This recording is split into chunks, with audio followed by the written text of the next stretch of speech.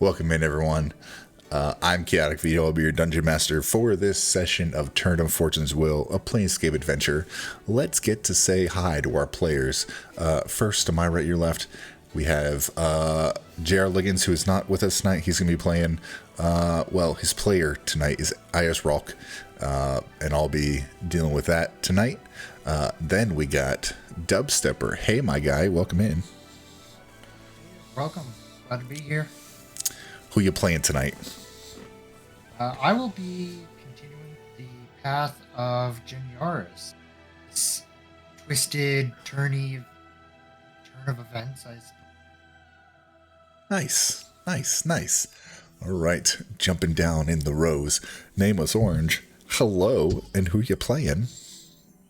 Hey, what's going on, everybody? I'm Nameless Orange, and tonight I will be playing Kelmare. And he's ready to go to bed. I bet. Long day. Yeah, long day indeed. Nerdy nobody. Who are you? And who you playing? Hey, how's it going up? I'm the Nerdy Nobody, and tonight I am going to be playing my bugbear Katse. And yeah, he can use a rest too, but stepping in the tavern, he's a little intrigued about what's going on, so we'll see. We'll figure it out together. And certainly last but not least, Twisted Fate. Who you playing, my guy? Hello. Hello. I'm playing Pops, a dwarf. I just recently joined the party.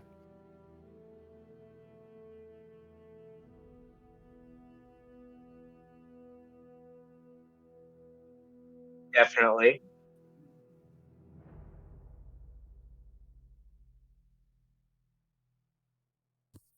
So last time we all got together, we ended a little bit of combat trying to find a portal to a location to seek answers on why y'all were glitching.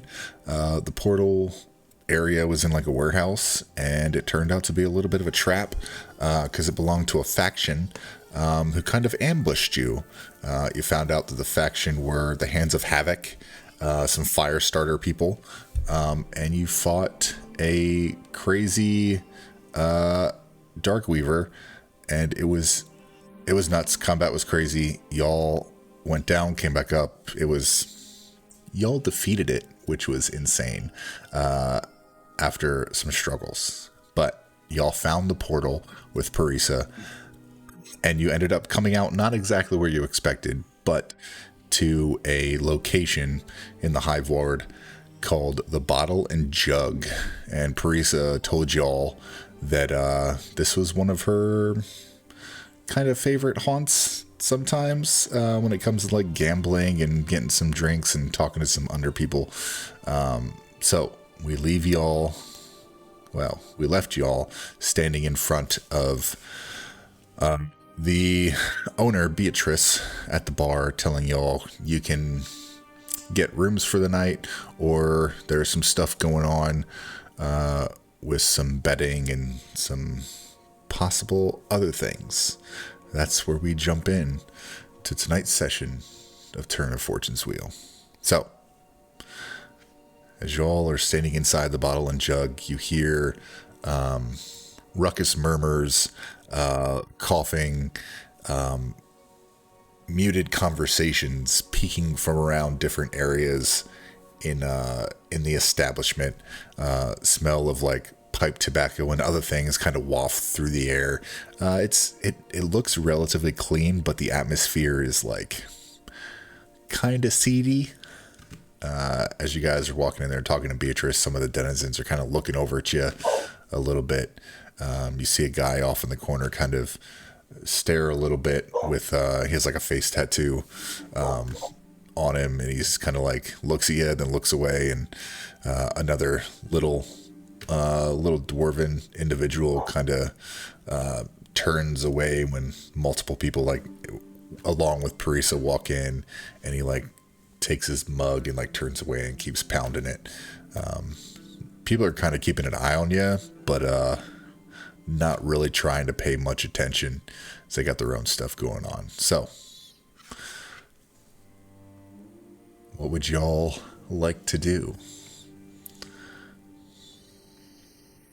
Janiaris is gonna kind of float up to one of the bar stools, see, wave down the bartender, and just, yeah, I'll take a pint down here. All right, yeah. That'll be I'll 2 copper. I'll say we'll look at Jen Yaris and like, I will take one too. Oh, that's 2 copper apiece. Now we have a special. Oh, let me see if I can get to it anyway. Would y'all like to hear the specials? Sure. Let's hear it. I'll say Sure. I'll pull a gold coin, put it down on the counter, and say, I hope this can keep me and my friends fed for the night.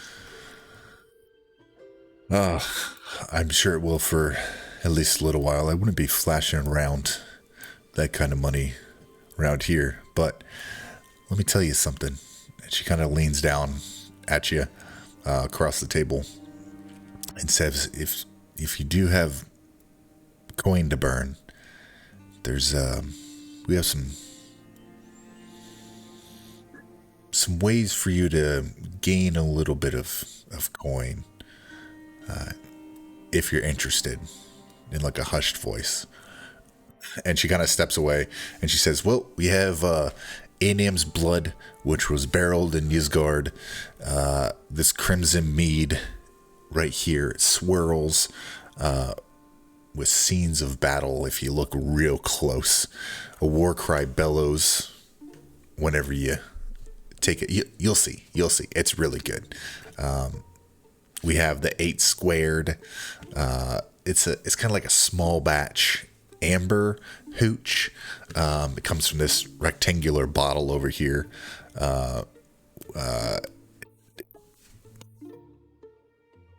Yeah, it's kind of gear like ish. I don't know. It's good. It kind of tastes like Sprogs and oil, but it'll get the job done. I think that's all we got tonight for specials. Anam's blood and 8 squared. I'd say, I will take the blood.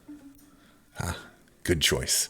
So she uncorks a stopper and says, "This is 5 silver a draft." And she uncorks the bottle, and when she uncorks and starts to pour, you hear this like tremendous. It kind of like echoes in the area. It's coming from the bottle, so it like has a glass like tinge to the noise. Just a great war cry, just as it's poured into your glass. And she just one. Line up one of each for Right me. now, yes, I would like to taste it. She pours it again. She corks it back up. Do you have any juice? Not much of a drinker. We have. I got some milk. That'll be fine. I got water. I don't know if you really want it though. Milk was for. I think the chef was making some kind of cream stew or something earlier today. I think he has a little bit left over. I can see if I can wrangle you up a little bit of milk. Don't ask me what animal it's from. I don't know. Yeah, we'll get you some. That's on the house. And she kind of like looks at you. You can kind of gather she's not used to people not ordering alcohol at her establishment, but yeah. DM, by the way, check Yes. your messages real quick. Okay. Upon See if I Kelmar can ordering take a milk look or here. juice at a bar, Tatsu will kind of laugh, kind of chuckle a little bit as he drinks his drink.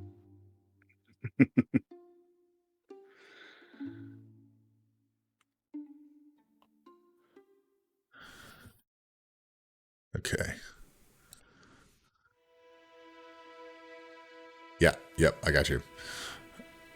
So, while y'all are waiting for her to bring that milk for Kelmir, is there anything y'all want to do, or are you just gonna hang out? I'm gonna be like, I'm gonna kind of be scanning the area, looking around at all the attractions and events, and Roll me I do kind of want to inquire with Beatrice more about. Sorry, perception. Yeah, roll me a perception check. All right.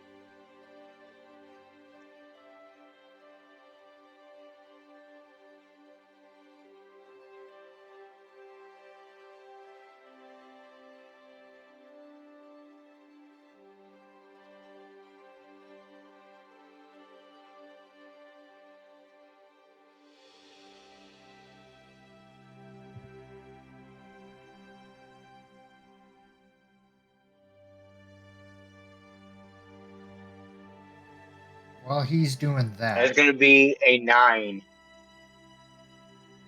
Be a 9. 9. You notice some people walking around. No one really in particular, just a handful of people in like walking out of the pub, or just kind of like sitting off to the side with some like bruises and stuff on their face and like arm bandaged up, like they'd been in a fight, but nothing really more than that. Jen Yaris, what were you saying? What'd you like to do? while he's doing that, I would like to try and take one of my potions of healing that I have, Okay. uncork it, dump the contents, and take the Darkweaver poison sac, put it into that bottle, and create sort of like a, basically like a poison grenade. See if I can try that. I mean, nothing pretty. It'll be crude as all get out. Yeah. Some of the rope I have to fashion a few cork stalks. Okay. So it's poison. So you'd have to figure a way of dispersing it. Because it's like a neuro. It does necrotic damage. Yeah. So it'd have to be. So it's like regular, like venom, right? Poison. It can be coated on blades, or it can be done right. So it has to be in a stream. My line of thinking is the glass shrapnel. Yeah, that could be a with thing. It as it explodes. Yeah, I'll say Roll Being me. the same 1d10 if you're cool with that. Roll me just a wisdom check with your proficiency bonus. So then that would be.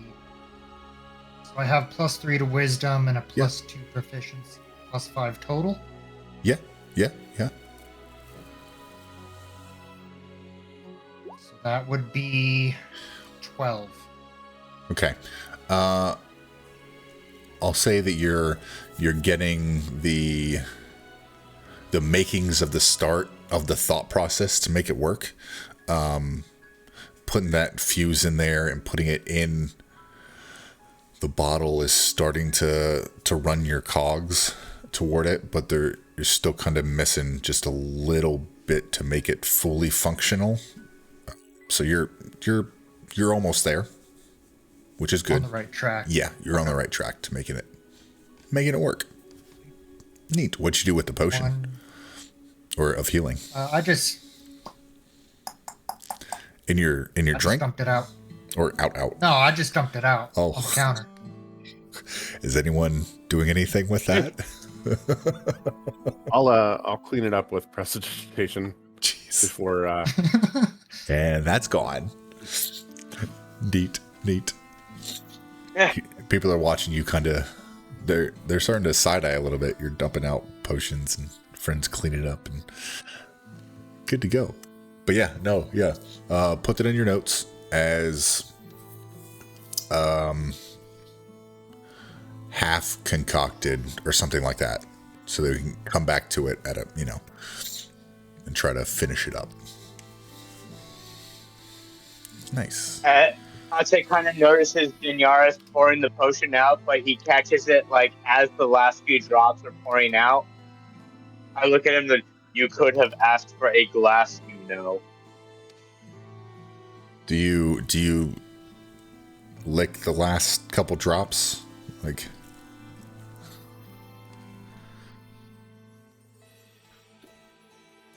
No, I just point out to Dinyaris that he could have asked for a cup. Okay. Got it. As this is happening, Beatrice comes back. Just as you guys are done, Beatrice comes back. She hands the glass of milk, slides it over to Kelmir, and she goes, "There you go. Still warm." Thank you.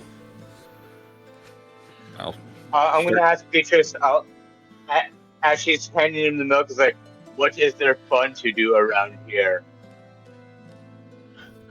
And she kind of laughs. She goes, "Well, fun is a manner of what side you're on."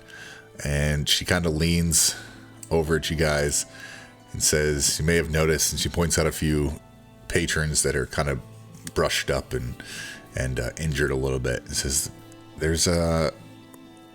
we got something interesting through that back door." And she points back here towards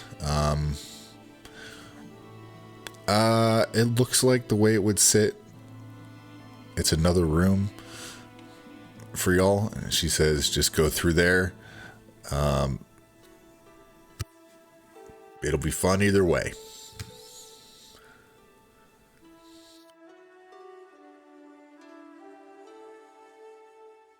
Ate will stand up, finish his drink, and then thank you very much. And he'll just start walking towards the door.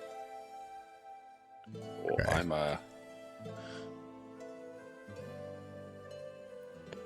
gonna Pops, and I'm gonna kind of wave him over to me.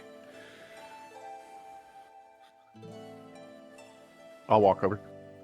I'm not really doing anything other than looking at the people in the bar. Pops, you look like you have years of wisdom. Could you tell me what these are? And I'll pull out both of the potions I found. See if maybe he knows what they are.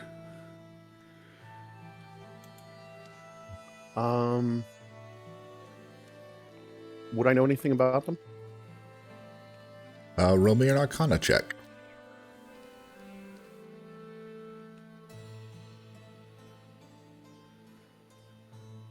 10. Uh, And would I have have time to cast guidance yeah, sure. on myself? Okay. Sure. It's just a D4 though. It always helps. 11.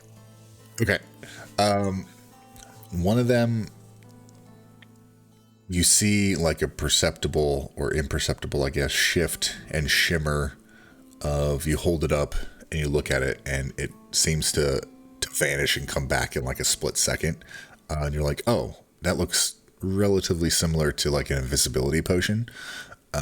The other one, you're not quite sure about.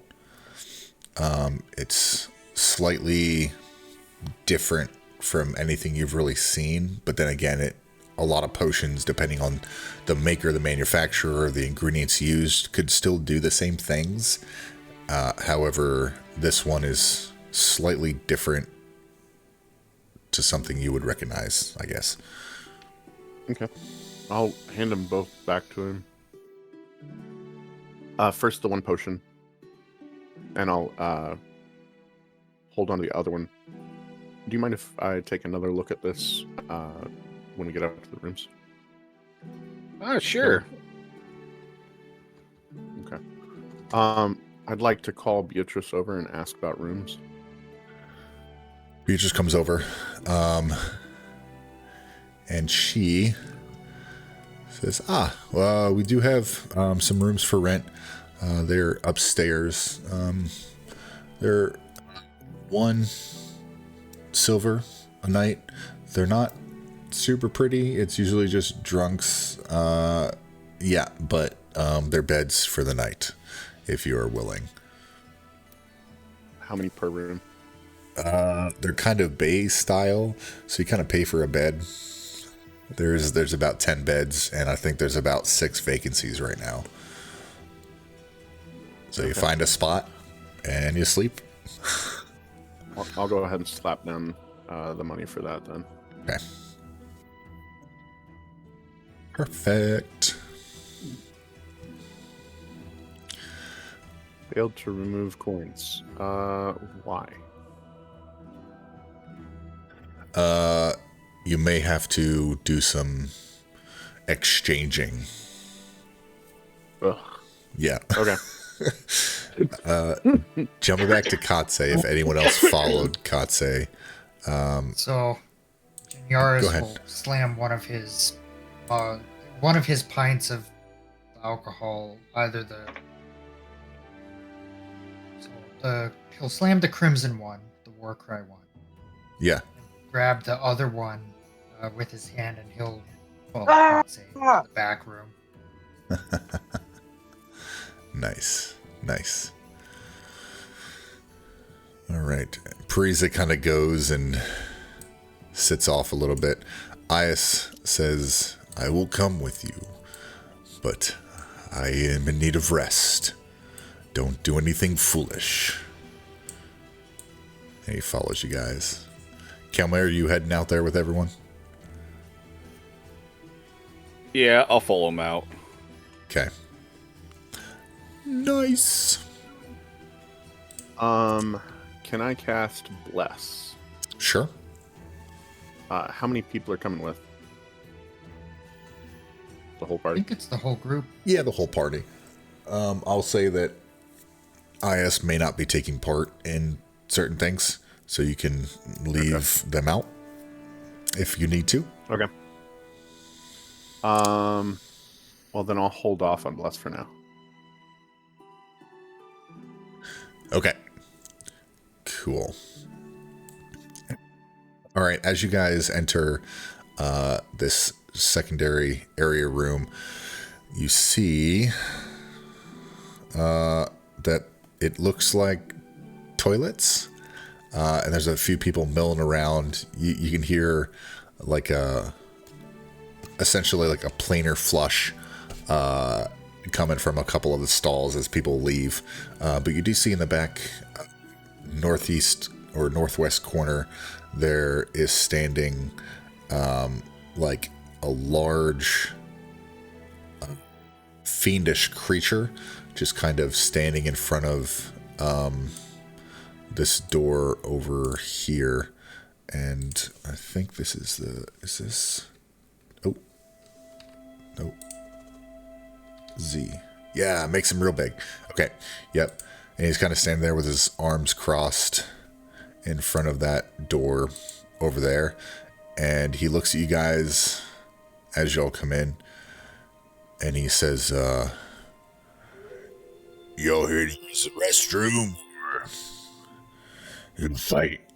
You want to fight? He says in a deep, growly voice, you want to fight? And then he's like, or bet. An arena competition. How does it so? That is what she meant by fun. I would be gladly to test my skills while exhausted. And he'll walk up, so I will fight. Okay. And he kind of steps aside. He pushes the door open, and you can see that they're just inside the door, technically just inside the door. There is like a portal just on the inside of the door. And he kind of steps out of the way and just kind of gestures for anyone who is willing to go in. Well, Hatto just kind of nod and then walk into the portal. Okay. Neat. Let me gather you all up. Who all's going? Is everyone going? everybody. Okay. Okay. Sorry. Very good. I didn't know if anybody wanted to back out. That's what I was asking. Oh, I got you. Nobody If there's backs money out to here. be made, Jinyaris is gonna try and make some money.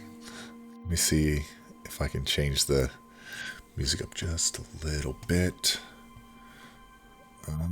Where is it? There you are. We have so much crap going on right now. Yay! Oh, okay. You guys disappeared momentarily, so give me a second. We're in the portal right now.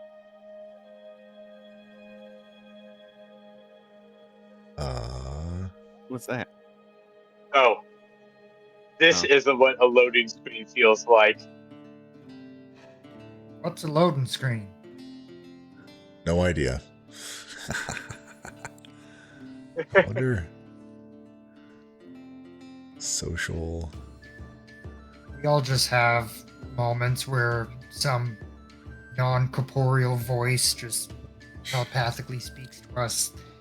If you are injured, try using a health potion. Right?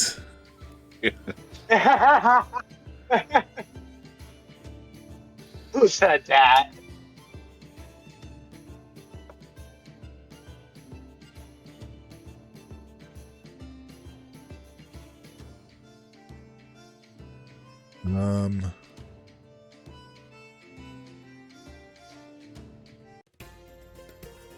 Okay, changed it up just a little bit. Sorry, it took me a couple seconds. All right, so let me reveal the area. Okay. I'm not sure if I have to reload. If y'all look over to the right of the screen, you should be able to see y'all there. Okay, let me move some people around slightly. So they're Okay, not crowding you. I do. Okay, as you guys walk into this area, you see a large, like, amphitheater balcony with below there's dirt and grime and sand in like a pit. Right. To the north, you see a handful of individuals sitting on a stage in comfy chairs that it's raised above everyone else. And they're like kind of behind like little barred windows. And they're sitting kind of regally just watching everyone. Around the arena, you can see different humanoids, goblinoids, creatures kind of milling about and like exchanging like money and whatnot. Hang on, give me 1 second. Okay. And there's one, as you enter, there's like a little goblin standing, and he comes over and he says, "Y'all here for betting or fighting?"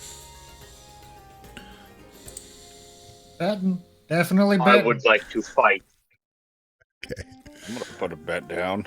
Okay. All right. And he says, "All right, get your money ready." And he says, "We need a contender against the champion. Any of you wish to? You said you would fight." And he looks at Katse.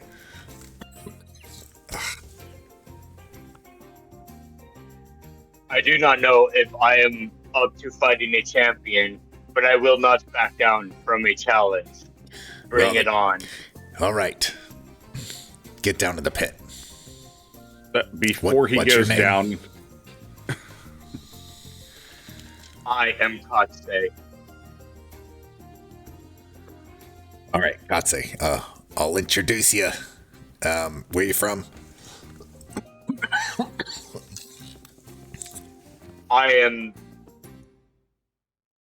cannot quite remember. From parts unknown. Got it. Yes. Great. Now get down in the pit. Kelmir, you wanted to do something? yeah, sorry. Before he goes down, I'm gonna hand this guy. I'm gonna say, I'll put 20 gold on Katse, and I'm gonna kind of nudge Katse in the side and be like, "Don't let us down, man." I will not. And Katse gives a thumbs Hey, up. Mech3211, thank you so much for the follow. We appreciate it. I'm gonna- He says, I will Enjoy. do it my best, and then gives a thumbs up. I'm gonna Okay. pat Katse and cast Shield of Faith. Okay. Nice. Katse, your AC goes up 2. Awesome. Nice. Nice.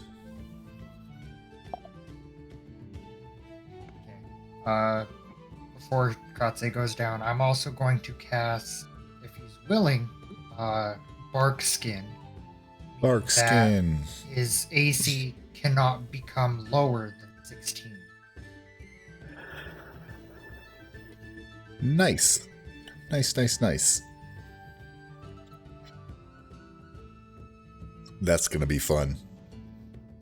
And then I like it. Heck I'll yeah. flutter over to Goblin and ruffle around in my. I'll pull out a handful of gold coins, about 7. Judging by the size of your friend, I think this is about a 10 to 1. That's fine. Here's 7. All 7 right, on my 7. buddy to win. Oh, okay, what's your name? Yeah, my name's Jinyaris. Genyar, 7 to the parts unknown Katse guy. Got it. Anyone else? I'll hand over a small pouch with 15. You favor the big guy, huh? Is the big guy Katse? No. Good thing I'm asking. Is the big guy, does he like look across the arena at the big guy? You don't see anyone heading toward the fighting pit. However, in the fighting pit, you see a large door. Probably about, I don't know, 20 feet tall is the door itself. Okay. Got, who you betting on 15 on? Your friend here? Yes. Okay, 15. Those are 10 to 1. That'll get you a decent heft, but all right then. Anyone else? I think that's it, isn't it? Kelmir, you wanna Yeah. you wanna throw any money or? I gave him the 20 gold. Oh, you gave him 20 gold on him. Okay. I'll readjust a piece of fabric around my wrist and just tighten it. Got it. All right, keep track of what you put down. So the odds are 10 to 1. Katse, if you would like to enter the arena.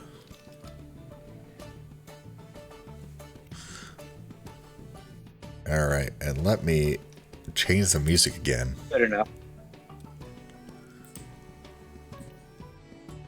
And we'll step one quarterback. See if this is a good one. All right, the goblin kind of stands up and grabs like a mage hand holding like a bull phone, built like a bull mic, like a big, thing. And he goes, "All right, you degenerates," as it echoes to everyone. "Our next fight, the challenger," and he points down to Katse. "Katse from pots unknown. Give it up for him." And people just kind of chuckle and look at you. And more people start passing money around, and people just start, handing bigger wads of cash. He'll be facing... Oh, go ahead. I'll kind of hype up Katse with everyone, all eyes on him. I'll use prestidigitation to make his eyes flash with like a lightning flash really quick. And people kind of stop for a second and pause The and look of look at him. determination. And then some people start to take their money back and recount it with less money and give it to one of the other little goblins that are taking money and bets. He'll be facing the champion of the bottle and jug pit, the man who sees everything, the man, or should we say, the Cyclops, named Akra. And as soon as he says Akra, you hear, and the door busts open, and walking out, a large Cyclops steps out of the door, club raised. Y'all see, what is it? Thor Ragnarok. Yeah, it's essentially like the Hulk coming out in the arena. And he kind of stands and raises his arms. Everyone's cheering for him. He looks over at Katse and just kind of points his club and says, "I beat you in ground." And he raises his arms. He's trying to be a showman. As he's doing this, as sneakily as I can, would like to use Druidcraft to create the faint odor of a skunk right in front of the Cyclops' nose. Kind of try to throw him off his game. Okay. And it is a cantrip. Let's see. That does...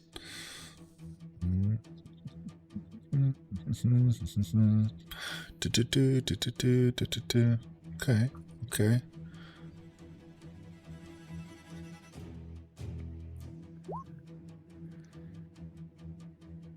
Okay. Got it. Got it. You see him start to smack at his nose and "Roar! Little things smell bad." And he's rubbing his nose. He's kind of focused on that right now. All right, so I'm gonna have I'm gonna throw a turn order up here. Katse, can you roll for initiative? And I will have Initiative? Yes, sir. Yes. Oh, Jesus. Okay. I don't know about it. Okay. Turn the multiple apps. And turn. Oh. I will remove. Why did that? Okay, hang on. There's a bunch of people in this turn order.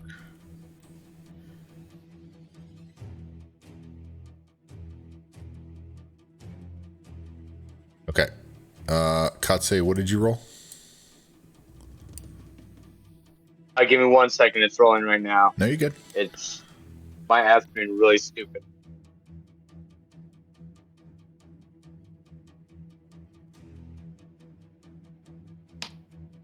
Just gonna zoom in just a little bit so we can get this fight.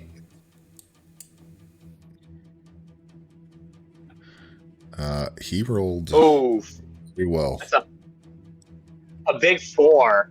I rolled a big 4. Okay. He rolled. Actually, let me. His. Oh. Oh, his is a +0. Okay. Got it. So.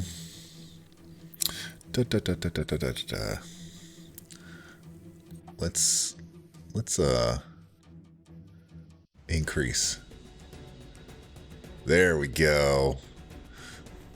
Okay, so how this is going to work, it's going to be the first two,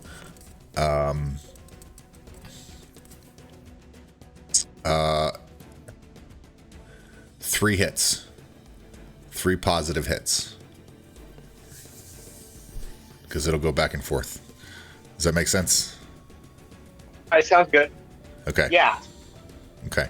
So, Akra will, moving slightly closer to you, he will kind of charge at you. He's still kind of like wiping at his nose, so he's going to get a little bit of a negative modifier on his attack roll. He raises his great club, and he swings it down at you. Let me make sure I have this pulled up right. Okay. It's a great club.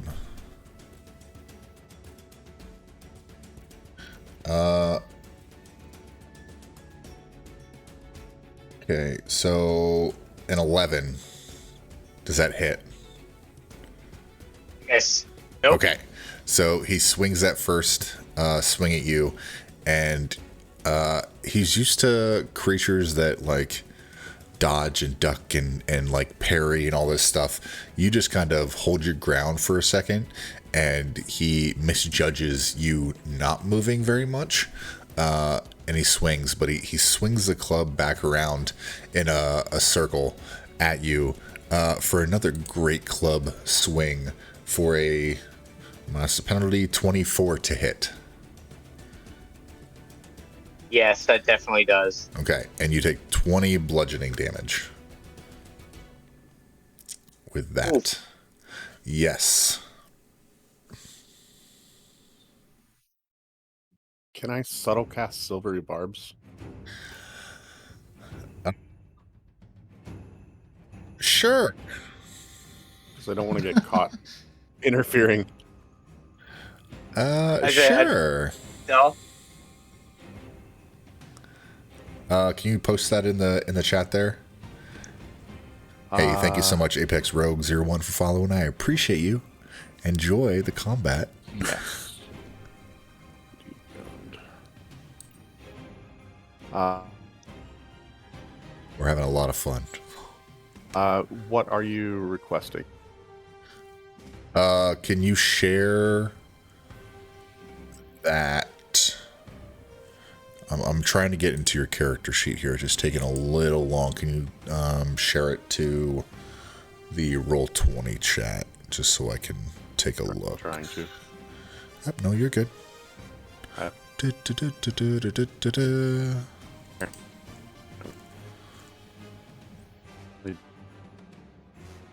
don't have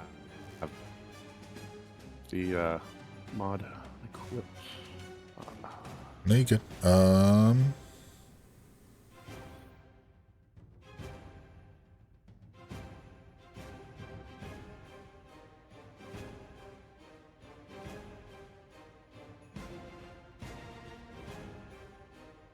Where is... Oh, you got it there. Okay. Yep, for subtle spell, that'll be good. must re-roll a d20 to a... Yep, so we will have him re-roll that. That attack. So he will re-roll it. For sure. With a penalty. For a 12. So that re-roll with the silvery barb subtle spelled, he thought he hit you, but at the last second the club like shifted positions and just impacted the ground right beside you, Katse. And let me roll something here. Pops, you notice a couple of the denizens around kind of say, that's bullshit. What are they doing? And they're starting to catch on just a little bit. So you've been kind of noticed. They notice something isn't quite right with that, because that probably should have hit pretty hard. But no one's confronted you specifically about it yet. Okay. But it worked. It worked. I get it. Nice. That's the end of his turn. He's just going to shift slightly into a corner and just kind of stare you down. Katse, you are up, my guy. All right. So what I'm going to do is first get this turn order out of my view. And then 25, 10, 15, right here, 15 feet to the right of me, the right of me, I'm going to summon my wildfire spirit. Oh, I got you. Okay, so right here. I'm going to clasp my hands. Damn it. Yeah, right there. What was your wildfire spirit again? What did we use? It's like a recall. little flame creature type thing. Right, okay. Yeah, it was a little... Wild. I'm trying to search it to go. Fire. Oh, there's a fire peacock. Twisted knows what's that about. Summoning familiars. Fire, elemental, token, mystery, fantasy, human. Bear with me. I will find it. There we go.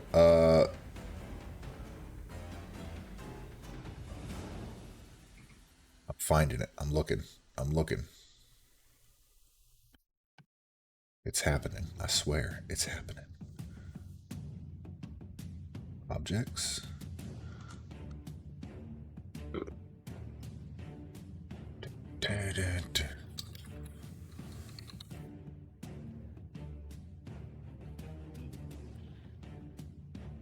Summons. There we go. I got it. Okay, I found it. There's your boy. Got it. Okay, so you summon your wildfire spirit. Now, what would you like to do? I can't find... I'm looking for my speed on the D&D Beyond app. Your speed? 30 feet. Yeah, my move speed. 30 feet? Okay. It should be 30 feet.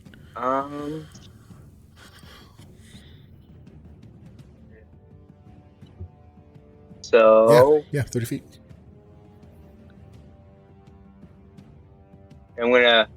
That should be good. And then I'll use my bonus action to command Susie to spit a fireball at him. Shoot a fire seed. Okay. Okay, I'm waiting for D&D Beyond to... Gotta love low-end technology. It is all good. See what you can do. Perfect.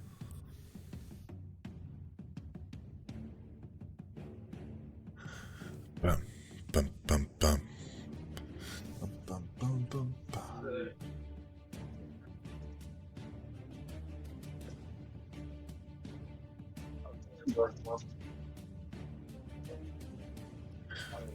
Y'all, if you haven't drank some water today, go ahead and chug a lug at the request of Dubstepper. I'm trying to find out how to roll it via the D&D Beyond app, but I'm not seeing how What to. are you trying to roll? For It's Flame Seed. for the flame seed. Ranged weapon attack, spell attack modifier to hit, range 60, one target C, hit 1d6 plus PB fire damage. I'm trying to roll the actual hit, but every time I click it, it's just bringing me to the actual description. Spread one. Hang on a sec. Look. Okay. So it's Flame Seed, ranged weapon attack. You can see hit. Range spell. So it's going to be. It'll be Dex. So it's range. So you roll a d20, you add +2. If I'm reading this correctly. No, your spell attack Just modifier. a d20 +2 then? Nope, your spell attack modifier. So your modifier is +7. Yep. So roll a d20, add 7. Can do. Yes. That is going to be a dirty 20. Dirty 20. That does hit. All right, and then for damage, 1d6 +2 fire damage. So that'd be 7 damage. Ooh. He did not like that little thing throwing shit at him. He was not a fan. And that was your summon was a bonus? Yeah. And then for Susie's turn, it's going to kind of just get up on him, trying to select it to move it closer to him. It's just going to move 5 feet closer to him and just kind of get up in his business. Okay. And then I'm going to end it there. Okay. Yeah, easy enough. He will take one swing at the wildfire spirit. There's a little chittering going on. People are kind of like starting to get into it a little bit because they know what's coming.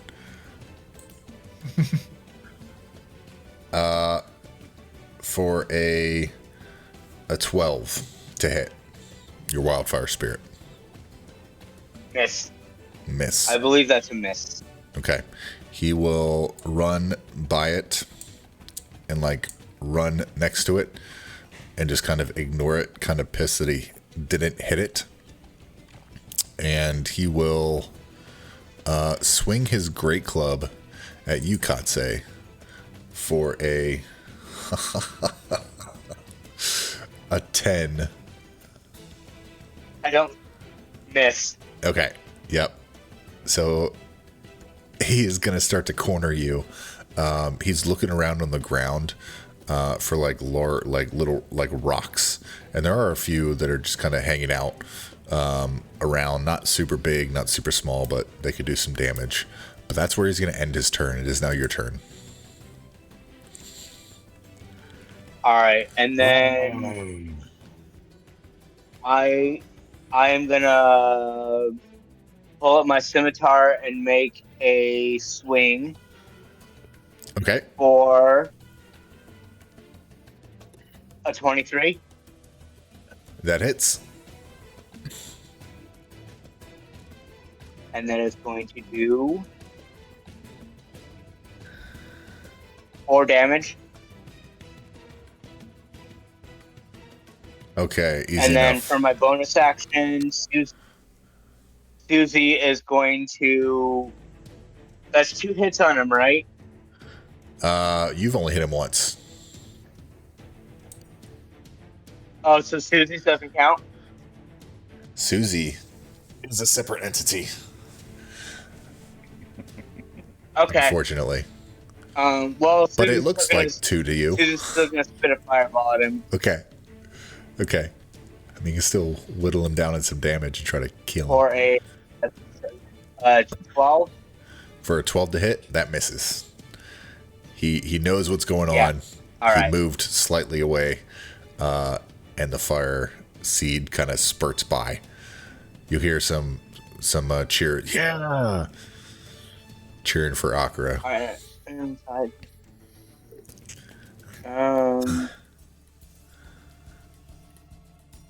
Now he's gonna be able to catch me otherwise, so I'll hold my ground and just kind of hold my scimitar out, Okay. like standing him down, staring at him. Easy enough. All right, so he is going to, since you're right there, he's going to swing his great club for an 11 to hit. He is rolling super terrible right Miss. now. He's going to get angry. He's going to swing his great club one more time for a 19 to hit. And he's going to yell, Akira Smash! That does hit. For 27 bludgeoning damage. Oh, that knocks me out. Okay, so that knocks you out. Unless you're- I can get some assistance. Your wildfire spirit disappears when you get knocked out? Yes. Okay, so give me a death saving throw. Actually, hold on. Yeah, until you die. Yeah. Give me a death saving throw. All right. Okay. How do I do that on the end? Just roll a d20. All right.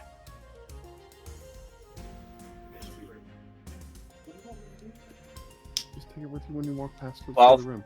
You don't have Okay. to take it outside. with you. Got it. Easy enough. He is going to swing again on you, pissed off.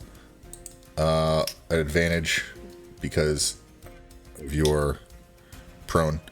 For a 27. So that's automatic failure. That does hit. He'll swing again. He does hit. That's another failure. So you were 2 failures right now. It is your turn again. Roll a death saving throw. Everyone is standing up cheering, and like getting closer, and they're like, kill him, Akira. D20. Yep. Fail. 2. Okay. That is, you are done. I'd say is dead. You see Dead. this great club smash and keep smashing and keep smashing and keep smashing. Everyone's cheering. People like raising their money into the air. And the goblin says, and the champion remains so. Farewell, Katse of parts unknown. Hopefully you return there. Now somebody get his corpse off the floor. We got another bout coming. Any other takers? And Seeing Akira just this, starts walking around. Don't avenge me. Seeing this happen, Yaris is gonna whisper to Kelmir, I think this is just first to 3 hits. You're pretty good at avoiding, right? I don't know, Jet. I'm still pretty tired for fighting that bug thing. All right, well, somebody's got to do it. I guess it's me. And I'm gonna pull from under my robe my potion of hill giant strength. You gonna go down there? I'm gonna do it. And Hey, I'm gonna chug the potion of hill giant strength. Y'all are in the hole for some money. I'm gonna come down and cast Spare the Dying on Katse. And I'm gonna rummage through his pockets and try to find a potion. I don't believe he has any. Okay. Okay. As you begin Let me check. to cast Spare the Dying on him, No. you start Yes, to he does. He has one. you start to reach in to his bag, start to pull out a potion, but as you grip it, you see like his body start to like glitch, and it just disappears. And in your hand is like an empty bottle, and his body just disappears. Okay. Awesome. You don't. This doesn't really ring for you. You don't know what just happened. Okay. It doesn't seem normal at all. Okay. Y'all want to have any conversations before who's jumping in the ring? Juniorus is going to jump in the ring, but he's going to take off his robe.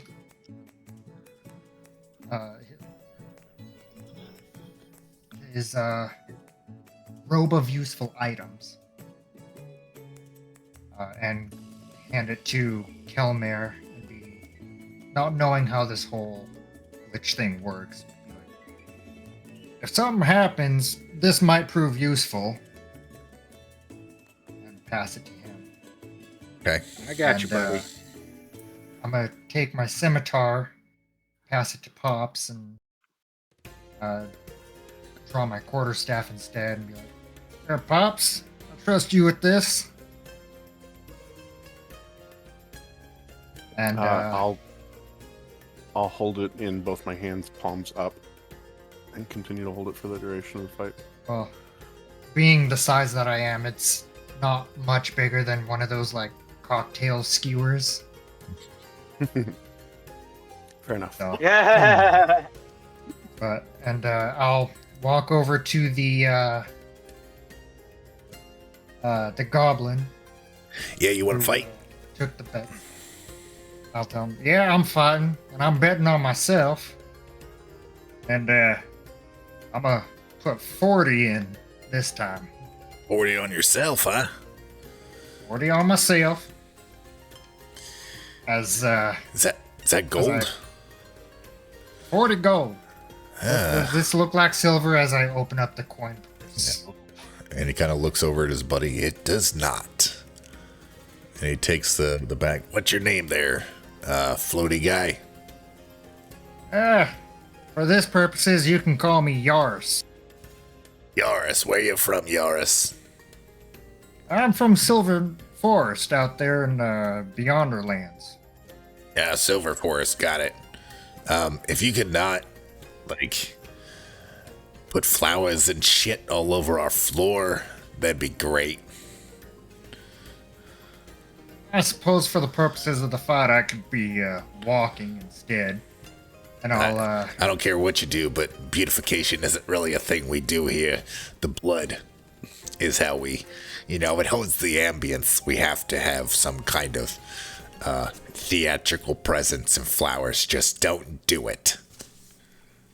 Well, I'll try my best.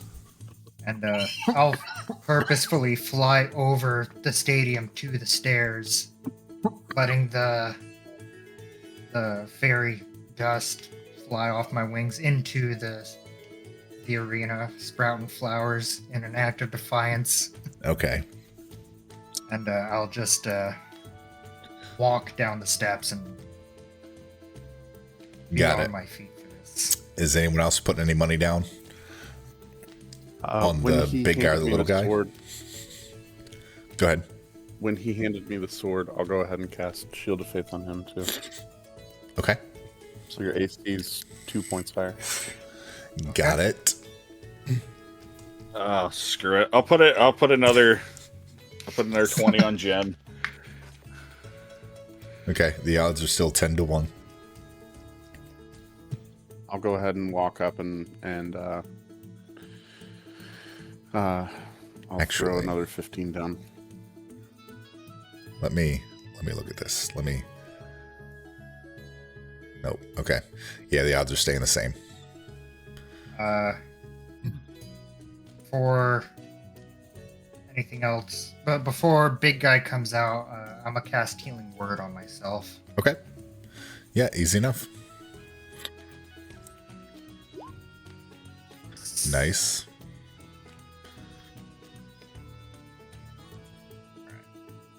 Okay.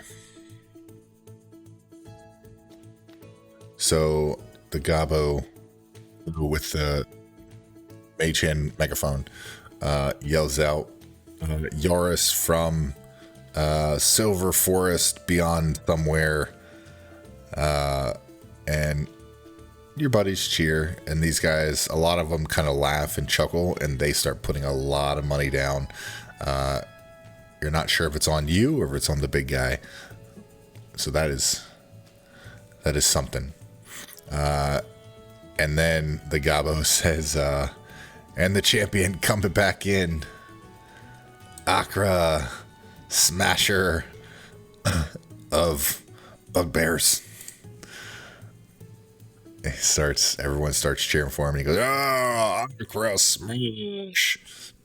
And he looks over at you in that same voice, says, "You're a tiny little thing, ain't you?"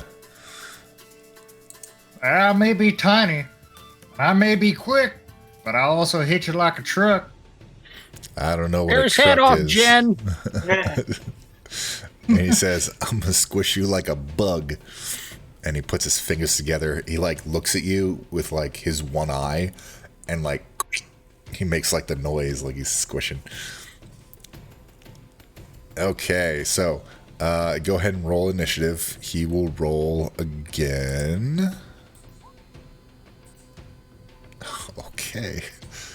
A little better than last time for you guys. All right, he will come out very, very cocky. Not worried about nothing. Jen, you are first up to make your attacks here. Everyone's kind of milling around, trying to figure out this little tiny thing. They're trying to keep track of you as you're moving around. So I'm going to charge him. Okay. Do And it. just do. I'm gonna rear back my quarterstaff and swing it around. Okay. One-handed.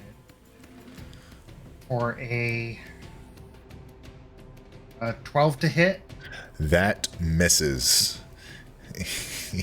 He kind of just like moves like his foot out of the way.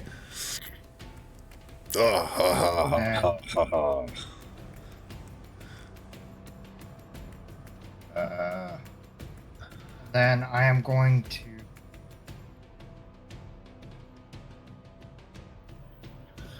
one. Okay. And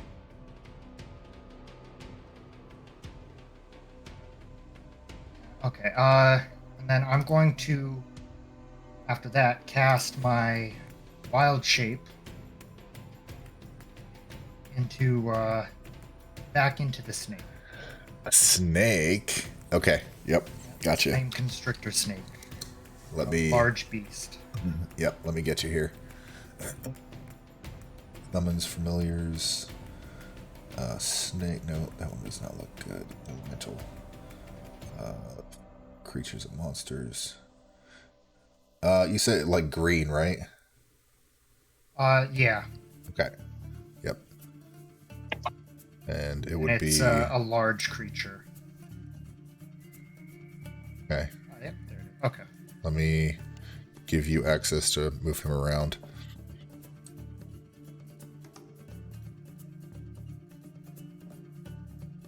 And his AC will still be +2 to whatever the snake is. Got it. You should have access now. Yeah, let me add his turn order in. And you rolled a, what was it, a 12, right? A 13. 13, okay. Lucky 13. Nice. Okay, so you are. Let's alt you right there, if that's cool. Yep. Let's do this.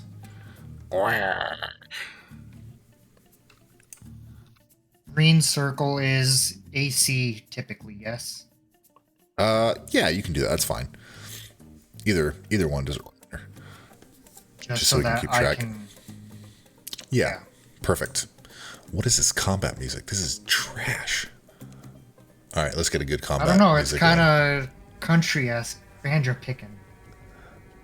Well, let's get some hectic stuff in here. Yeah. That's it. Okay, with a snaky snake coming out. Is there anything I want to do? No, that will be the end of my turn. Okay. So he will move off to the side, seeing you shape shifted into a big boa. He is going to take out of like his side pouch, and he is going to take like a large rock, and he is just going to chuck it at you while he tries to step away. And that is going to be. It did not. Oh, it did. 22 to hit. That'll hit. Okay, and it'll bounce against you for 27 damage. Okay, Oh. I am. That will cause wild shape to drop, Okay. and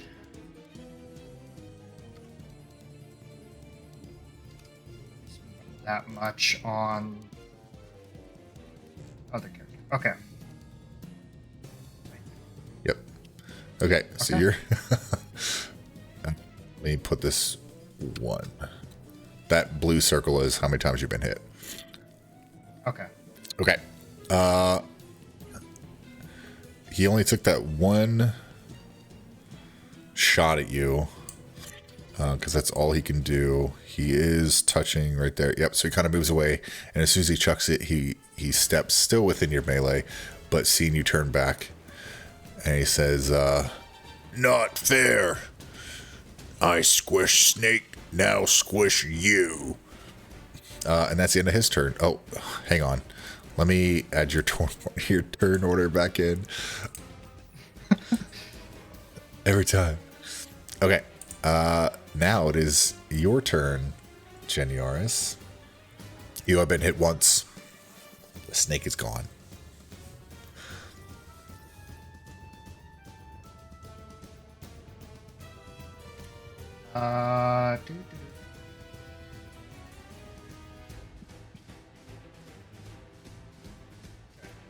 Same thing again.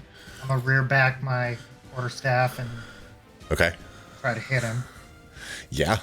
Make it happen, guy. Come on. 16. That hits. And it will be one-handed Okay. That's one hit. for 6. Okay. You bonk him in the foot. And he like lifts his foot up. Ow, ow, ow, my toe. Ow, ow. And Nice. Nice. as he's bouncing around, do I see anything other than the walls in this arena? Like anything There's- on the walls? So underneath the overhang, there's a slight overhang around everywhere. There's like a door, like that door that he came in that's over here. Everywhere else, there's stairs that lead up to where everyone is, but there's really not too much else. I mean, there's occasional like embedded rocks in the ground. Everything's pretty much flat. There's no like any materials down there or anything. Okay. In that case,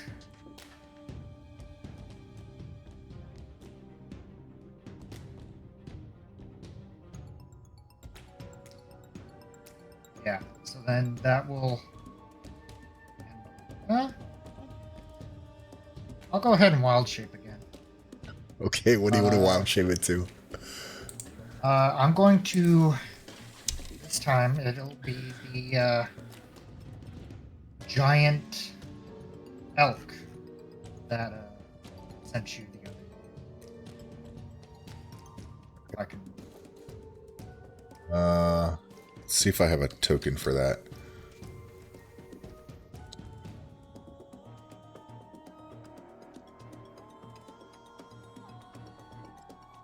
If you don't have an exact.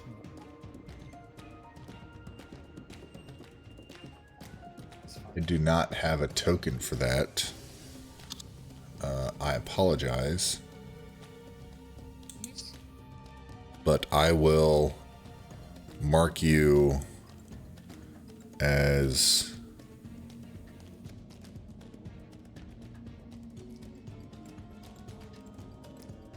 give you like a little green token to show that you're wild shape. Yeah, so I'll have to figure out a token. Just remind me to get that around for you. And it is large as well. Okay.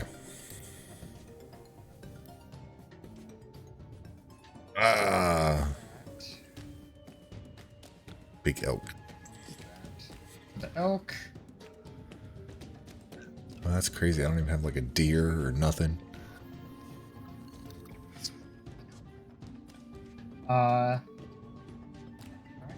And then that ends my turn.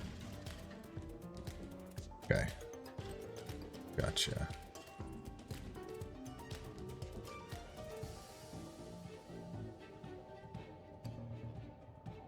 Yeah, I wish I had something, but I don't. Okay, easy enough. That ends your turn. As a big elk, he's like, no,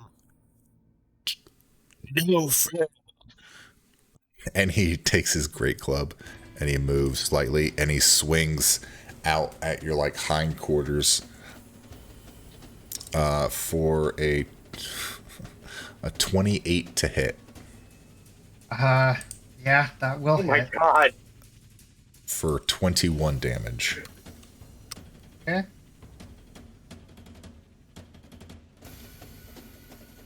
Yeah. And that obviously drops wild shape. Okay. Got it. And his second great club attack will ring out for a 25 to hit. Yeah. Okay. 25 bludgeoning damage. That will knock me unconscious. Okay. And he laughs. Aha, squish like bug. Roll me a death saving throw.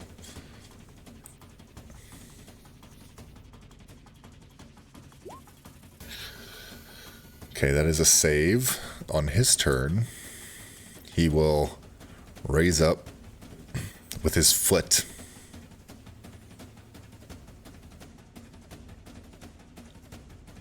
Has this been 3 hits? That would have been, let's see, 1, 2, it is 3. They're not seeming to call it off. So he's 1, and the creature is, yeah, he's gonna try to step.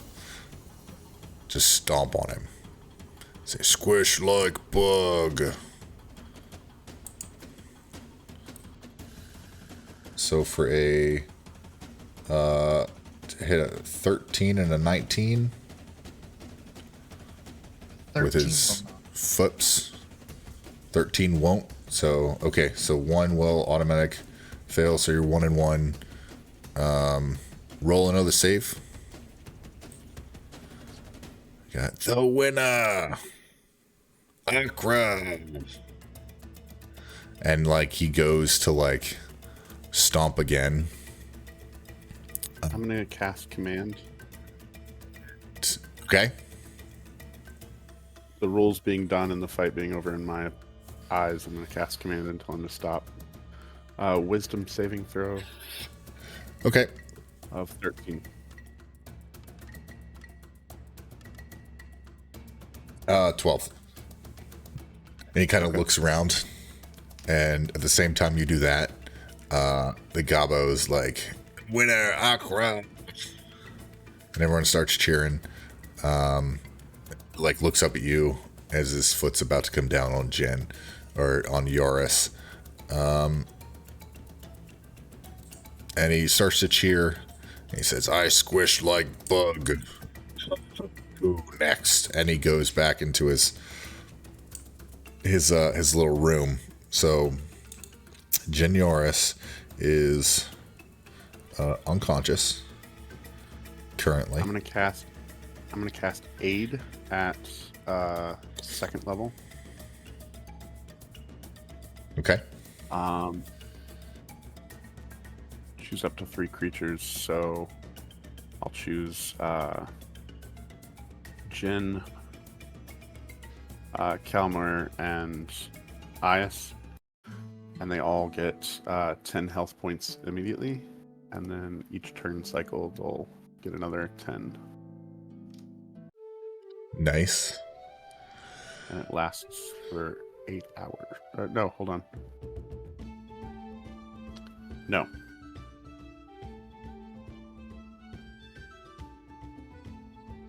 Heroism is what I'm thinking of. I'll cast Heroism on. Got it. So it only works on Jen, but he's going to get 3 health for 10 turn cycles, so 30 health. Okay. Yeah, Jen, you are awake, back up. I'm gonna point at the goblin after brushing myself off and be like, "That's cheap." Honey, you're in an underground fighting ring. Sorry, not sorry.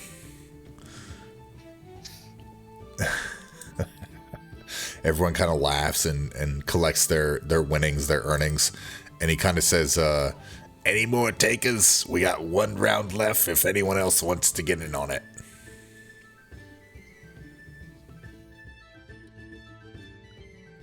I'll fly back up and grab my belongings. Okay. If nobody else wants to, the individual over here, he kind of looks like a sprightly elf dude. Oh, go ahead, Kilmer. Would you like to?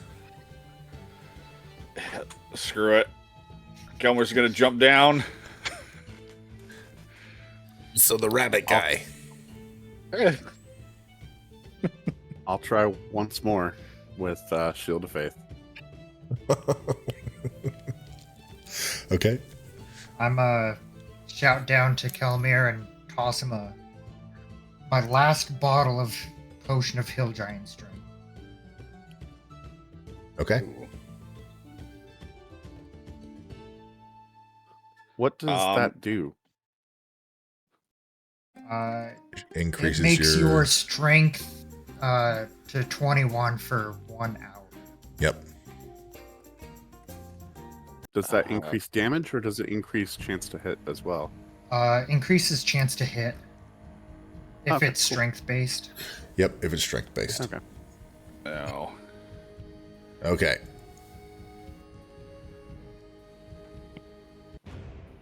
All right, everyone. The last match of the evening. Oh, do you all want to place bets? Yoris being a degenerate that he is, Yeah.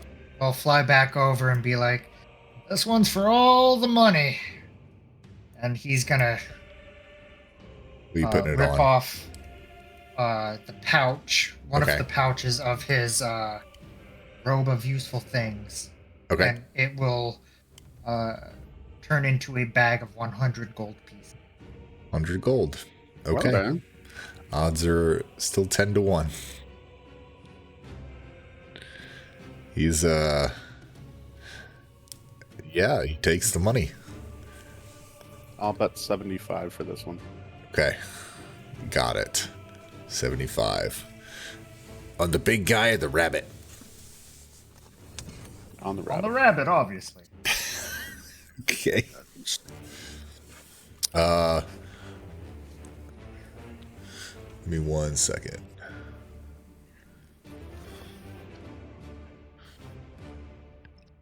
So you see as everyone's paying and Kelmir is jumping down, there's like a box over here in the corner that just like explodes, and this dude gets thrown off to the side, and out of the box you see a familiar face. Ryu springs out of this box. Ryu, you remember like darkness, and then like cramped, and you just like stood up, and the box exploded. So you all I'll see. flinch and instinctually throw my hands up and open, palm side out, like it wasn't me. This time. I think. You will look around. Who the hell put what? Hey, where am I? What? You remember getting There's a little smashed tent in by there. some large cyclops. Pops, you don't recognize this individual. You see him smash out of the box, but everyone else recognizes him. But yeah, Hey, Raju, you're back. Remembering that, I just got pummeled into the ground. I'm like, hey, Kalmar, watch out. If you lose, they'll stuff you into a box, apparently. people are kind of looking around and being like, "What the fuck? What just happened? This dude, what?" And because you're pretty big, and the box was pretty small. Physics don't really add up. Raju, what was it like to die? What do you... What? Die? What are you talking about? Focus on the fight, Kalmar. We have the rabbit. He continues, against the reigning champion of the bottle and jug, Akra. And he starts like, yeah. Everyone starts to cheer. Last bets of the night, everyone, get your bets in. And like the goblin starts to walk around collecting money from everyone. And yeah, Kelmir, let's get you a roll for initiative. Yep, she's up. 23.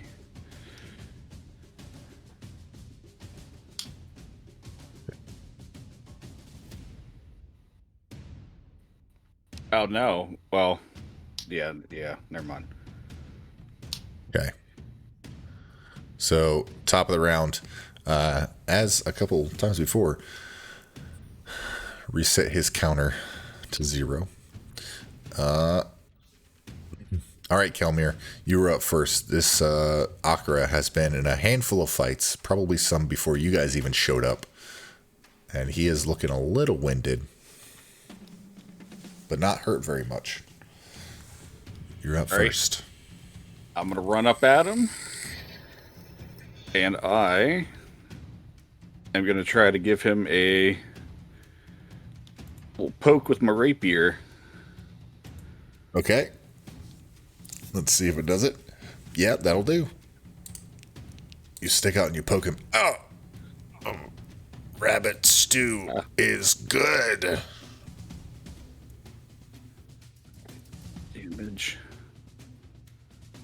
Yeah, that definitely hit.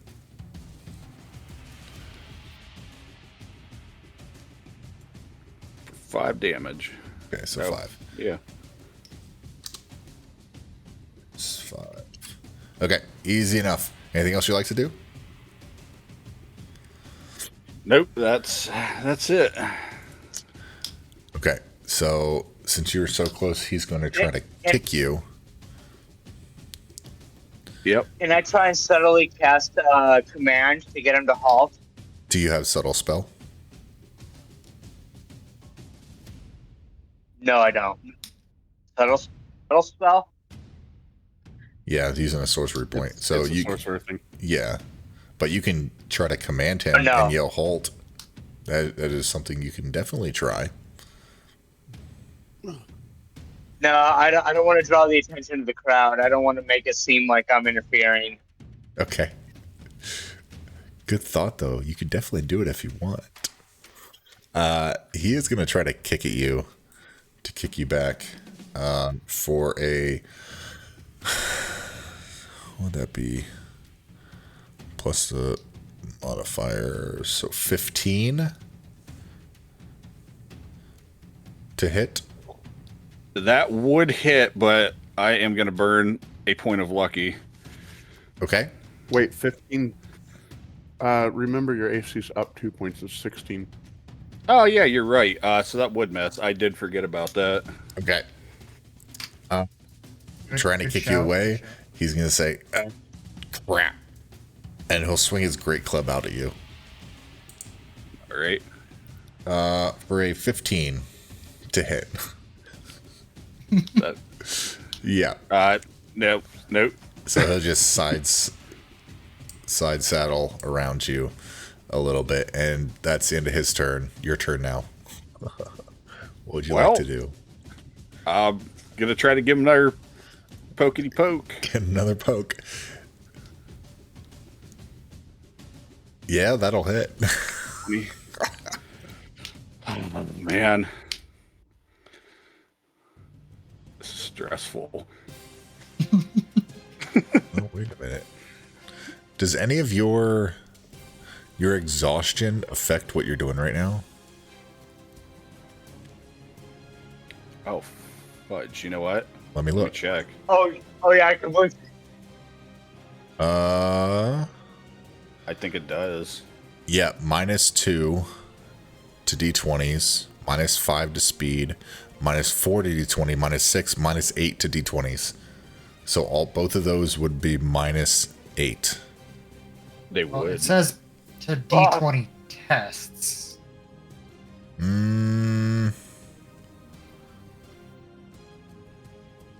Cute.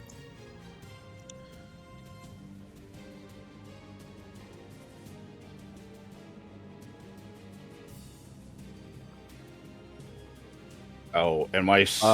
At exhaustion level 3, disadvantage on all attacks and saving throws. Yeah, that's what it should. Okay. Yeah, we'll do that. Yeah, you're right with tests. Tests would be Legacy. against something. Okay, yeah. But you do have speed, disadvantage on ability checks. Speed is have disadvantage on attack rolls and saving throws. And 4, want your me to hit make- point maximum is halved, by the way. Yep, I was just about to say. Yep. So you were halved. Yeah, so I am maxed at... So roll those That. two.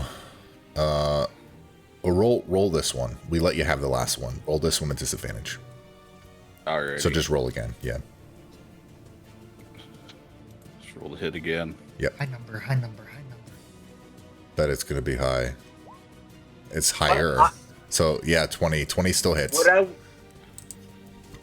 Okay. Since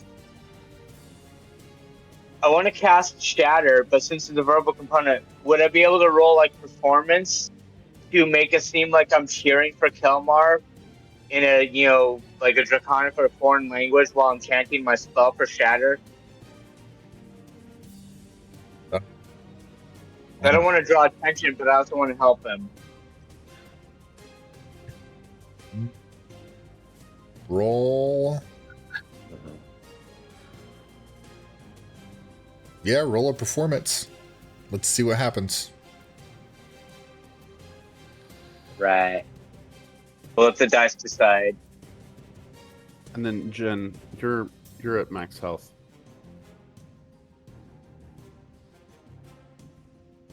Because the heroism would have capped you out. Okay. Oh, 16. Okay. For most of them, you kind of cheer, and what are you expecting to happen? I wanna like kind of mutter the what is it? Shatter spell and cast it close to the Cyclops. But Okay. I'm trying to disguise it like, yeah, I'm cheering for Kelmar, but at the same time I'm kind of like muttering words past the shatter spell. Where do you have... Oh, hang on. Can you... Oh, you can't do that right now, can you? No, I probably can. Hold on. No, you're good. You're good. It was switching the characters out, like claiming Ryu. Okay. Oh, That okay. was fine. Yeah, yeah. No, you're good. Da, da, da, da. 10-foot radius sphere.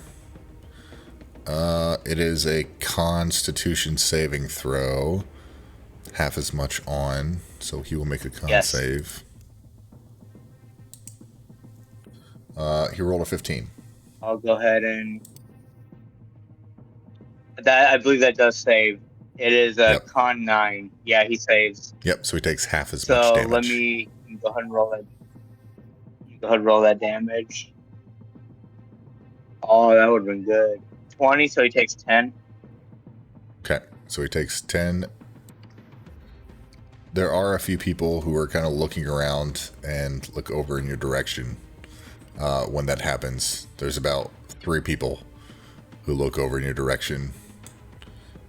One of them is sitting up on a pillared chair. As the shatter goes off and the loud boom explodes, Ray will like stop talking and just start like he'll play dumb and just start looking around like, what the hell was that? Okay, gotcha. Okay, so that's 2 hits. It is now his turn. Akra's turn. He kind of looks around, doesn't really know what just happened. He gets super angry, and he takes his great club in both of his hands that he has not done yet, and he will swing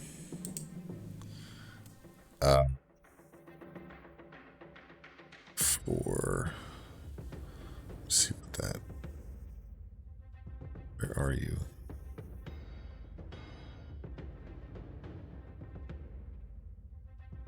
There's nothing about in your exhaustion about attacks against you, right?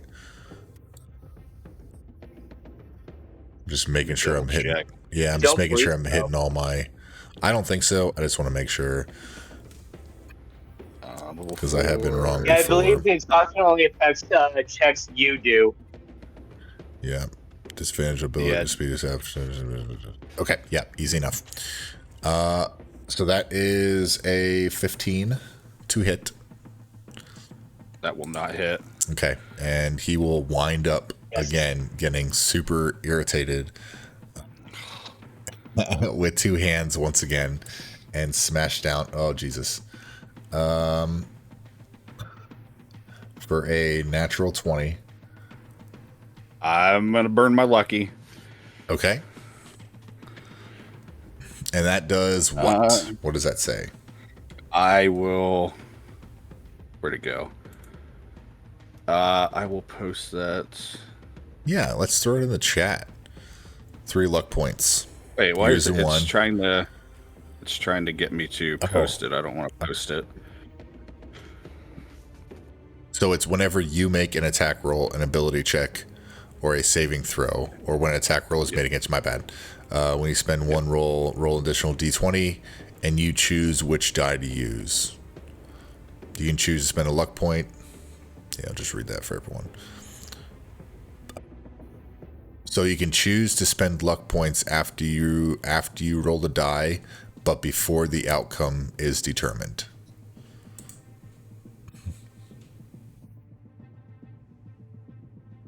So I'm trying to figure out how to... I know with that wording, it seems like attack rolls. You rolled the die. Very questionable with attack roll. And it was a natural 20. with no modifiers. Well, with So modifiers. the but outcome is hits. yeah, I'll let you use it. That's Sure. a very, Why- very questionable judgment. I'll let you use it. Let's, So he'll roll again. Yeah, definitely DM discretion. All right, so he's Yeah. swinging two-handed for a 22 is the second one, but it's not a crit. So with the two hands, oh, wait. oh, you can choose which one. Do you want the 22 or 29? Go ahead and choose. Wait, well, oh, hold on. It says you can spend one to roll an additional d20. So wouldn't it be my d20 roll? Yes, I don't think it would apply in this situation. Let me look at it again.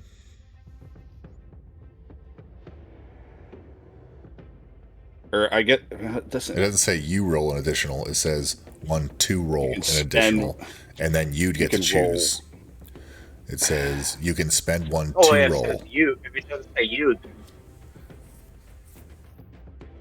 So You you spend spend one to roll one additional to d20. roll.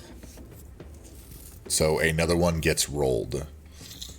all right. Yep. So we'll use that that 22 or would 29. apply. Use the I'll go- 22 or 29. I go to 22. Okay. I guess it doesn't matter. At the end of the day, it's not going to matter. Not a crit. Ugh. No, I not a tried. I mean, crit. it's not a crit. So It don't matter. I mean, you saved yourself from a crit. You might that was- be able to survive this attack. Keyword might. hang on, nerdy. 25 damage. Bludgeoning Yeah, I'm damage down. as he smashes down into you. Yep, So I'm that down. so that's one hit. Yep. Okay, roll me a death saving throw. Well, let me fix my, fix this so it changes it. There we go. Death saves. Alright. So you have disadvantage on it Oh, that's... shit. That's right. because it is a saving throw. How do I... Just roll it twice. Take the lower. Alright.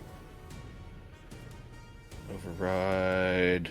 Just a d20 if you want, and just roll it twice. I'll do that. I'm not sure. As long as I can see 2 d20 rolls, I'm fine. However you want to make it happen. So an 8.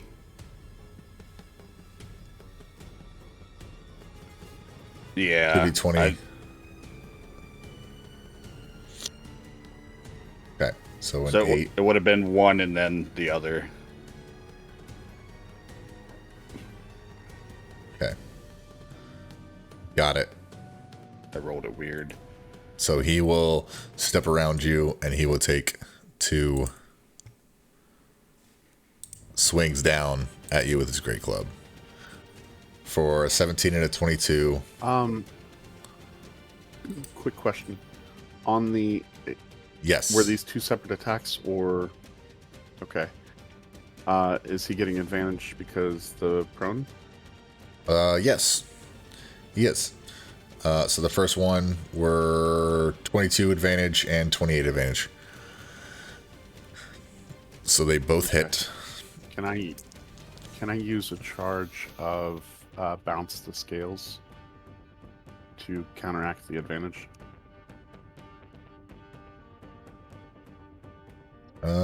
See within 60 feet.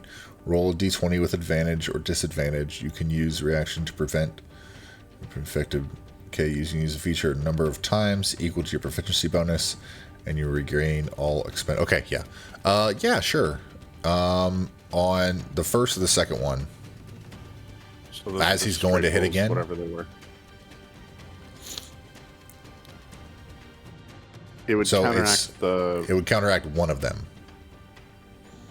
Because Right. they're two separate attacks. So are you casting it like when you see him start to hit him once his turn starts again, or are you casting it after it's hit him? On the attack that just hit. So you still got to roll another one. So I rolled twice. I rolled Right. advantage for the first one, and I rolled advantage for the second one. So we had two attacks. So which one are you canceling out? The first one or the second one? The first one. The first one? Okay, so the first one was a 17. Was the first of the advantage rolls. So 17 and 22. 22 being the second one, 17 being the first one. It would have negated the 22. Does 17 hit you, Kelmir? It would have been. It does. Okay, so that still hits. And the second one would be at advantage. Would be 13 and 28. So 28 also hits. So each one of those hits is an automatic failure. So you're at that 3. would be. You are done. You see him smash Kelmir into the dirt. And he is. Hey, I'm not the only one to have died. And everyone starts to cheer and go get their money from the gobos. And everyone's cheering. Yeah, woo! Everyone's chakra. And yeah, but still squished bugs. Well, get you. And he points at Yaris and says, "Get you next time." Ha ha ha. And he starts to wander his way out of his door. That's the end of all the combats. The goblin yells out, "Collect your friend. Have a good night. Come back tomorrow. The champion, Akra." I'll fly down and try to pick him up.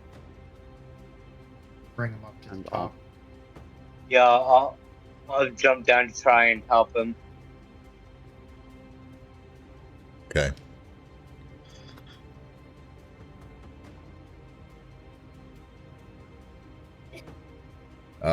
Yeah, you pick up Kelmir and you kind of drag his body a little bit. And as you guys get to like near the stairs, you see his body kind of like start to glitch out, and you guys are no longer holding anything, and people are kind of like looking, like questioning what's going on.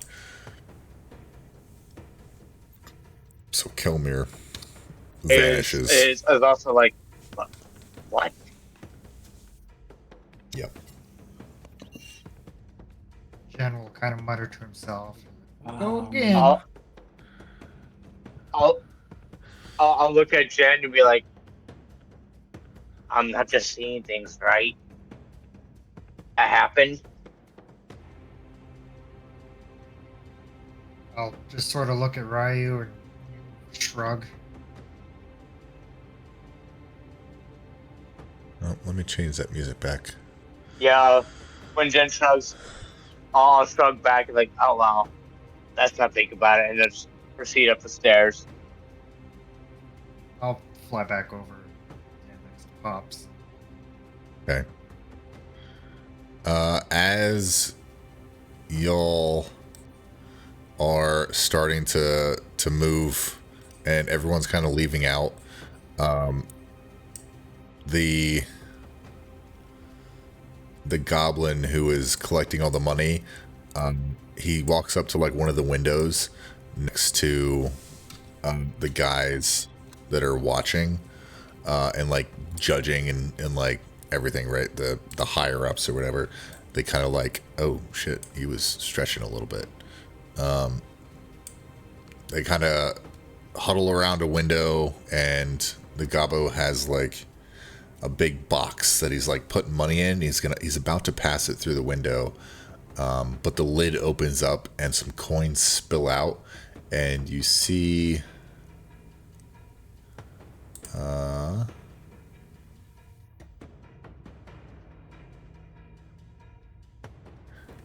a creature come tumbling out. Nameless, would you like to tell everyone what they see? Yes, sir.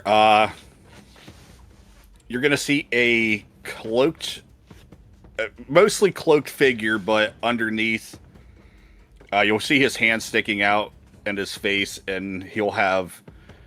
It looks like a very, like, worn copper look to it. Like it's starting to turn green, like it's an old copper. And you can see a very, like, mangled, like, skull face as he looks up to all of you. And the goblin kind of, like, grabs him by the scruff and says, "What the hell have you been doing in there? You ain't supposed to be... What the hell is going on?" And the guy's up in the chair is kind of, like, looking down and, like, getting, like, angry, like you're trying to thieve from them and you're taking money. How big are you? Having a familiar. I'm about... They're about the same. He's a little over 4 feet tall. Yeah, so you're relatively short. Some guys kind of, like, watch off to the side. And the guys in the chairs are like, "Answer. You must answer for this. What?" And this little pipsqueak. Hearing that and seeing that, you know, feeling a sense of familiarity over this new character. Like Ryu just feels compelled, like, "Hey, let him go. He didn't do anything." The little one on the chair says, "Explain yourselves. Why are you trying to steal the money? Do you not know who you're stealing from?" I dare say, I don't even know how I got in there. A likely story. It's a simple misunderstanding. Fail me, roll a persuasion check. Oh. Persuasion check.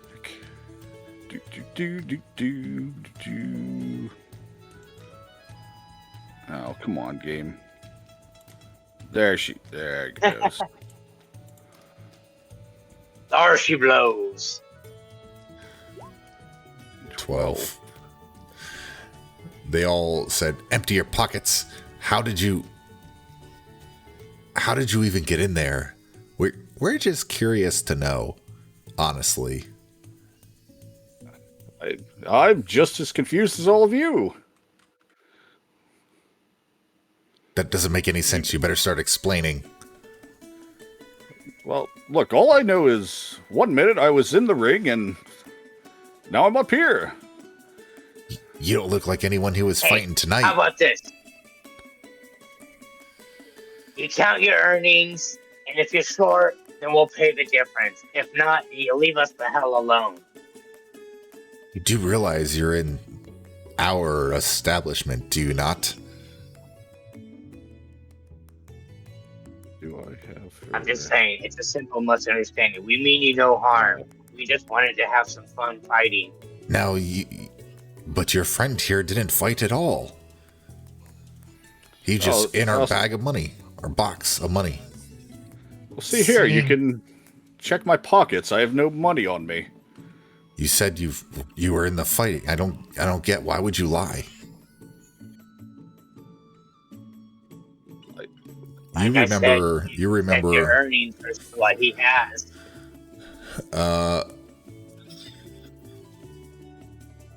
Felmir, you remember fighting, but you remember, like, you were fighting, right? But you had hoppy feet, but like you're metal, but you never really had. You remember being Kelmir, but Felmir, it's weird.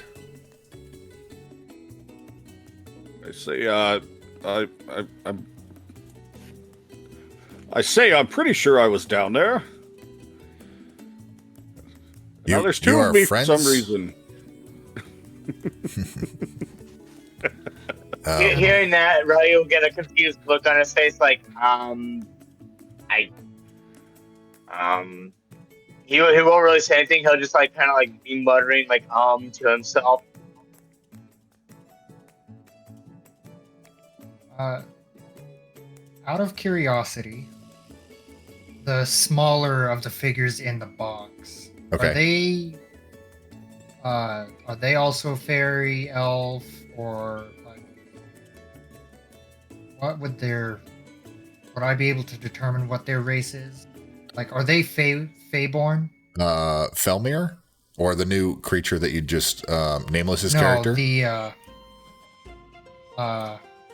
Oh. tiny little. Yeah, I'd say, well, no. They look, yeah, roll me an insight or a nature, whichever. I'll go with nature. 12. They seem like they could be some kind of creature akin to things that you're familiar with, but you're not completely sure if you can pinpoint exactly what they are. Okay. I'll address that person specifically, appealing to their apparent Fey ancestry, and sort of try to come up with an explanation of what's going on with our party, recapping all the way back to waking up in the morgue and explaining how us being here was just a stop on our journey to find answers, and that this person was the rabbit, assumingly, and is now this person in front of them.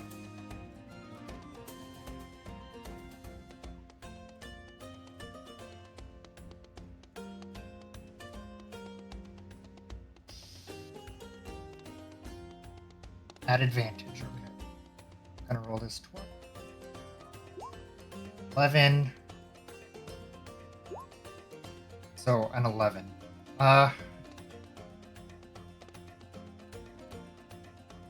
still have an inspiration from a regular inspiration from sessions back. Can I try to reroll?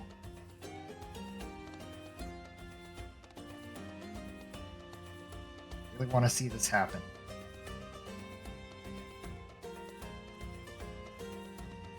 $13.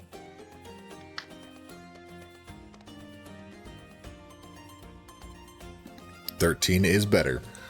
So they kind of look at you and they look at each other, and the goblin's like gathering up the money, and he like nods at them that like, I guess it's all there. And they say,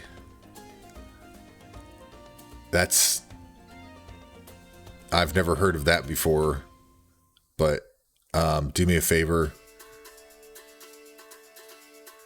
Don't be dying and jumping out of our money again.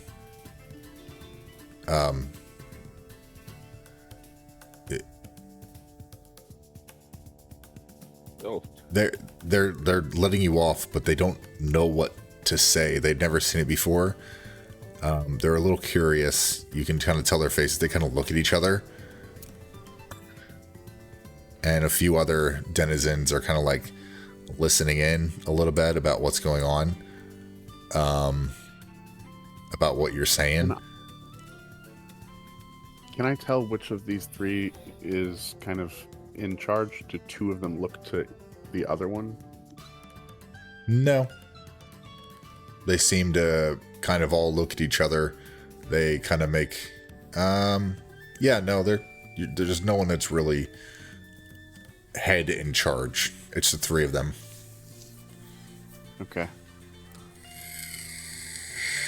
That being said, I'll just kindly nod and back away slowly while throwing my arm around Felmir to kind of like, come with me, buddy, kind of deal, and just be like, well, we appreciate the fun and the games and the being beat to a pulp multiple times, and Thanks for your money. appreciate you taking our money all nice and on the level like, and we'll just go ahead and get out your hair now.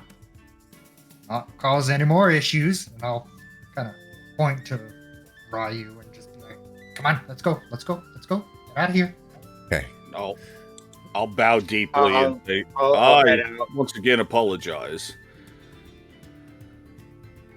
I'll sigh and just kind of like shake my head and somewhat of disapproval and just leave without saying a word. Okay. So y'all head back out the portal. Okay, let me take y'all over there. Jen does anyway. Yep.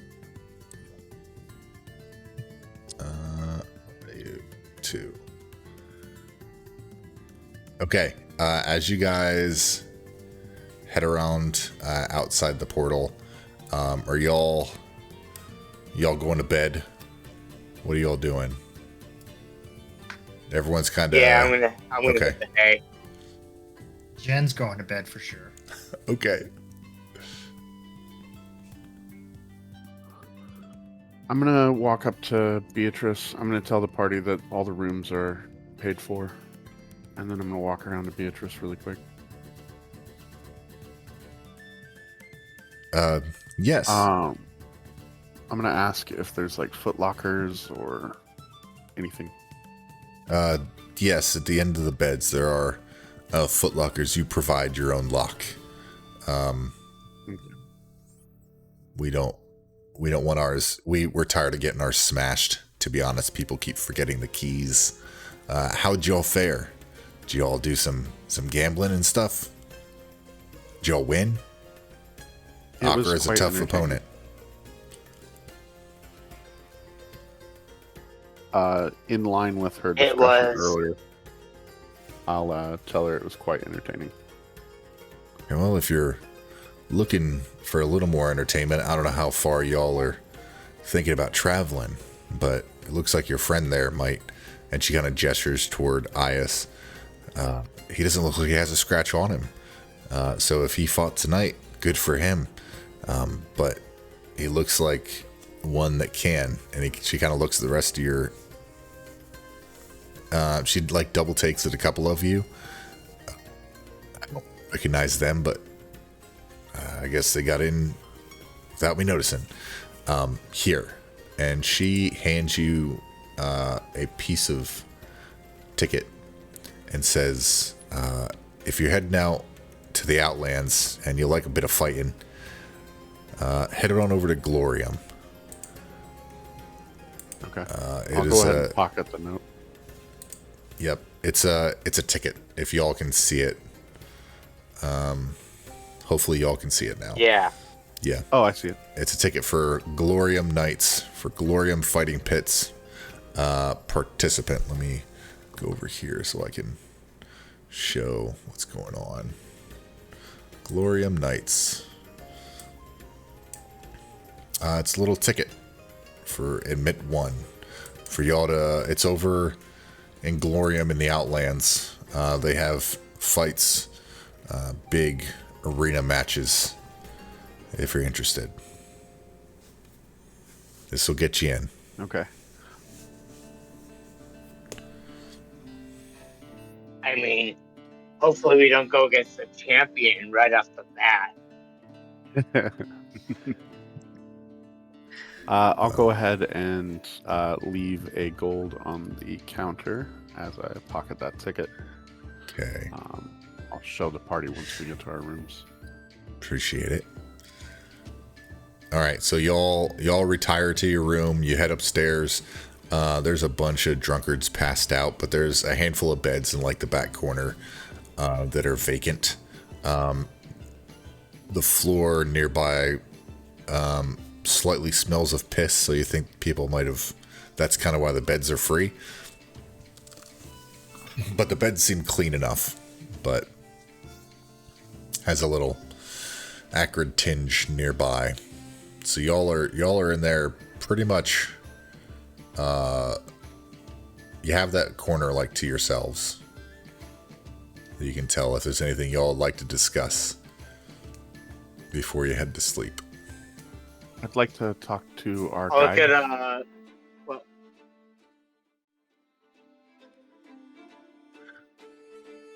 well, You don't see Parisa. Oh yeah, yep. Okay. You went down to her. Yep, she's just still sitting there. Okay.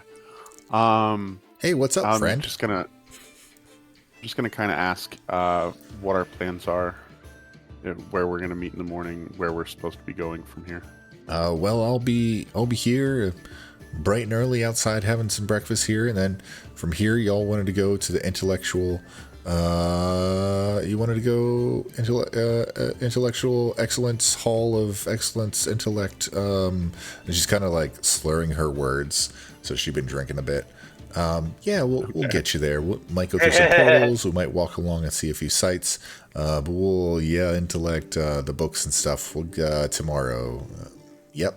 And she like raises her glass. Okay. I'll go ahead and tap the table and walk off. Go upstairs to the room. She goes, "Good night." having had a bit to drink, Ryu will look at the new Thelmar, right? Yeah, Thelmar. Be like, you kind of slowing to her. You look familiar. Do I know you? I know I know you, but do I know you? Kind of like half drunk. Why is there always two of them there when he moves? Is it just me? Yeah, it's just you. Okay. You might have to refresh. I'll say, I ride you, my good man. I don't know what you're talking about. Hell, I know you. Thelmar, cheers, and he'll raise up his glass, even though it's empty. I'll say, well, I would toast you, but I don't really drink.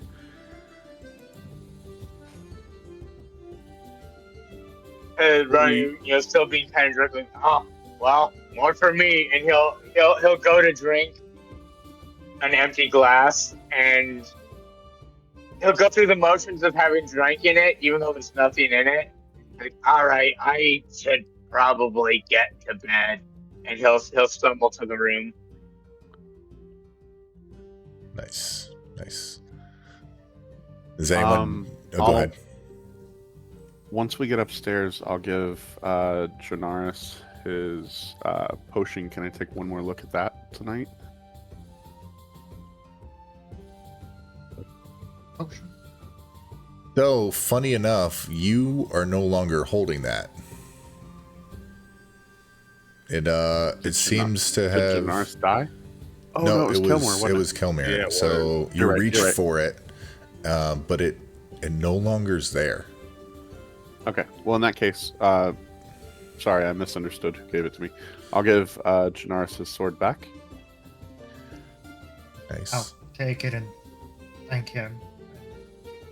Catching a whiff of the room, I'll cast Druidcraft to kind of Febreze the area. It doesn't really do much, but it lessens the scent, piss, and mixes it with flowers. Flowery, little Lysol Febreze kind of wafts for a little while. Ammonia aroma. Yeah. And then I'll invite Janaris to store his stuff in my footlocker with me. Nice. Well, I appreciate the offer. Most everything I have, I wear. Most everything I wear, I use. I appreciate the offer. Quick question, DM. Yes. Arcane lock. Can I turn it off or no? Turn it off? Yeah. What do you mean? Oh, to make it an actual just lock?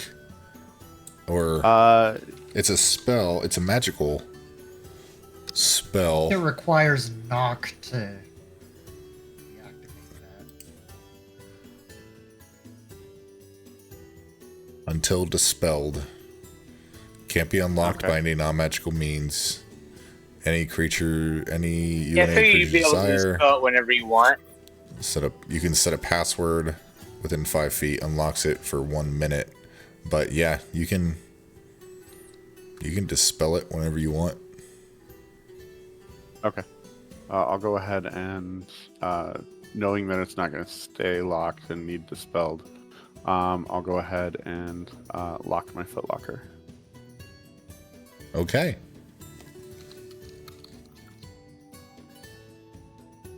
Ryu's going to be in the bed, kind of passed out, snoring, and occasionally on his exhale, a little bit of static will come out from his breath. Yeah. Easy and enough. Then the only other thing I want to do is possibly pull out my Tinker's kit and not really making anything, but just like messing with some of the metal I have. Okay. Tinkering? But not to any means, and I'll just pull a shift of watch, knowing that we've drawn quite a bit of attention. Yeah, I mean, if you wanna take watch, you can. Yeah. Sure. Is everyone else going to sleep? Oh, go ahead. Seeing Pops pull out his Tinker's kit, John will walk over and produce this device that he was trying to work on earlier before the fight. And ask if he would not mind taking a look at it to see if he can get it to work in the way that Jen describes it. As kind of like a poison shrapnel grenade. And agree or not, he'll just kind of set it next to him on bed and pass out with exhaustion. Okay. I'm willing to do that if you're okay with it, DM. You want to take a look at it? Yeah. Give me you trying to fiddle with it with your Tinker's tools? Yeah.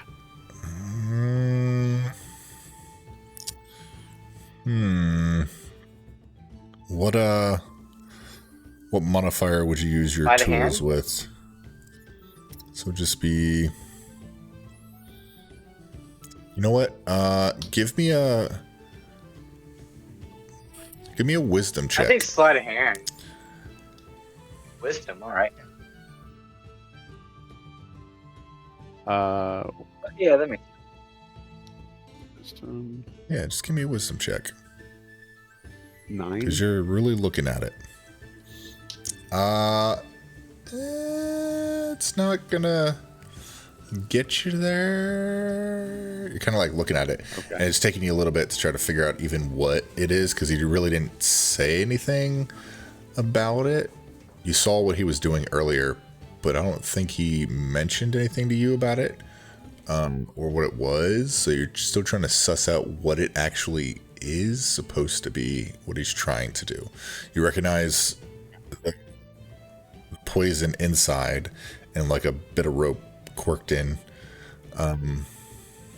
It might just be too late in the evening, but you might have to talk to him in the morning to try to suss out a little bit more. Okay. You tinker a little bit, but it doesn't quite work. If that makes more sense.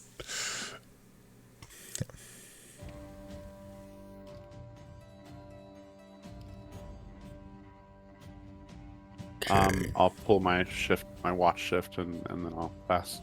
Okay. Roll me a d20, please.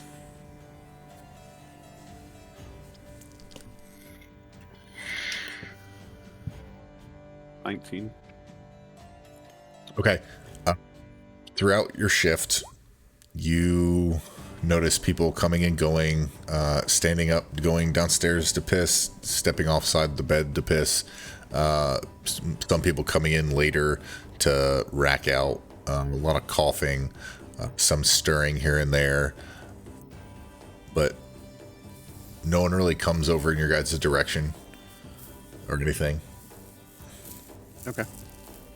Either you can rack out or you can wake someone else up. It's up to you. I have no objection to being woken up for a shift. Okay. I'll first wake up my brother in arms, Ias, and see if he's willing to watch over us. And if he doesn't wake up, then I'll go see. Ias kind of shrugs you off and rolls over. I like my sleep. Okay.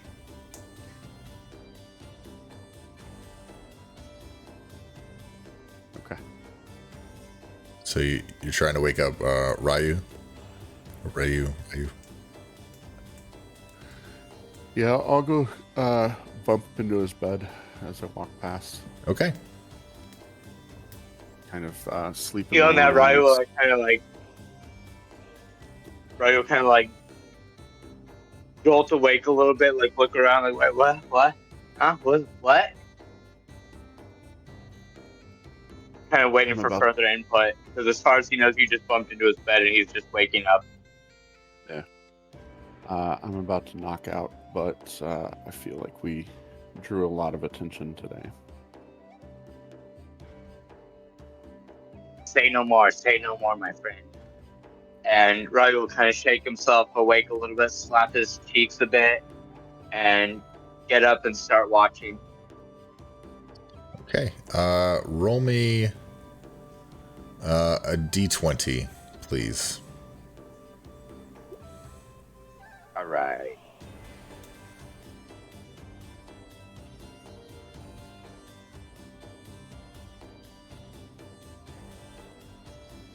Okay, which is it? That first one, 15? No, I haven't rolled yet. Okay. I'm still waiting for my D&D Beyond to load up. But we have a... No, because I literally just opened up my D&D Beyond 14. A 14? Okay. So, one off. Yeah. Roll me a perception check.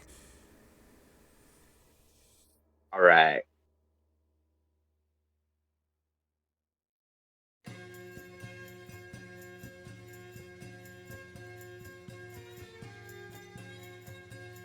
Perception. We You are got actively a looking 8. around. Okay. The number of chaos. Yes, indeed. Okay. Give me a second. You see some people stir here and there.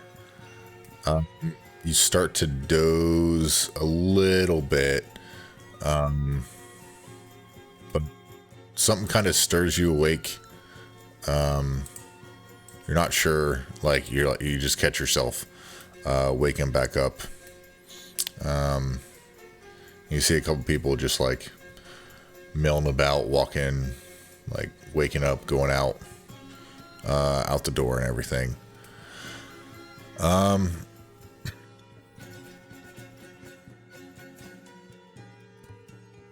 Yeah. It's Nothing eventful. roll a d20 for me, please. Can do. Another d20. This. Many of them. Many much rolls. Borrowing trouble. I hope not. Oh,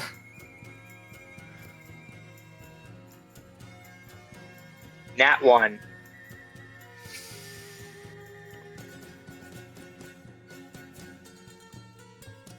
Epic Okay. fail of epic proportions. No, not terrible. Okay. Morning comes. Y'all get a long rest. Oh yeah. Ooh. Do you have to, after taking a long rest, go into your exhaustions and click one level lower? there's a little tick box that you can check, which will automatically. Remove a level of Cover. exhaustion. Yes. Okay, if you have it. Yes. I Now, do does not the yet. long rest apply to every character or just the active character? Active character. Yep. Okay. Yep.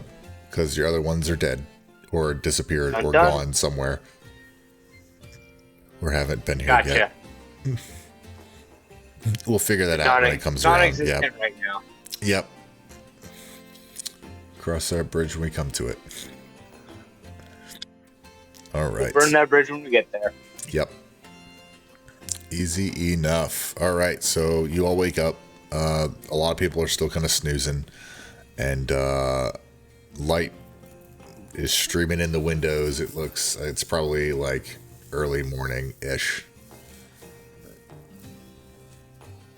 It's a new day.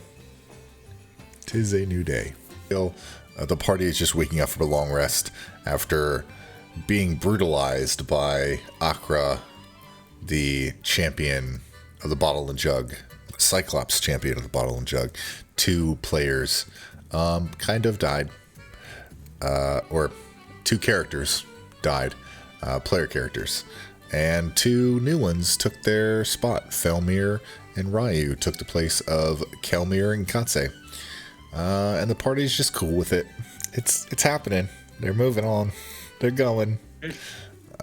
Yeah, so y'all wake up in the morning. Ryu, as you're getting around and everyone's getting around, you kind of feel your purse a little lighter.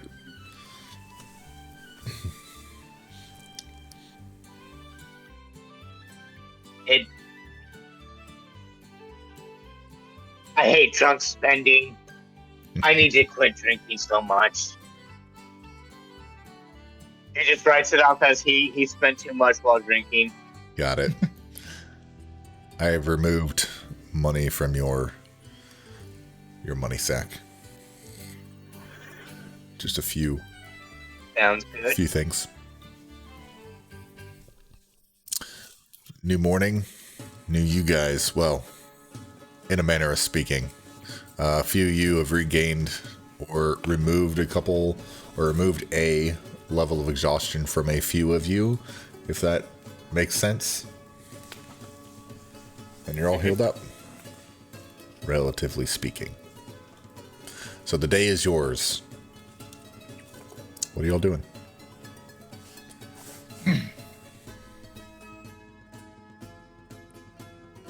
Jen will walk Oh, up it's to I like the Pops. part of this. Oh, Jen will walk up to Pops and kind of tap him on his leg a little bit. The height difference. Ask, "Whoa, what do you think about my little concoction? You think it'll work?" I go ahead and with one hand reach up and grab my tunic, and clasping something underneath it. And then after verifying that it's there, I'll rummage through some of my stuff and pull it out and present his property back to him. No progress made.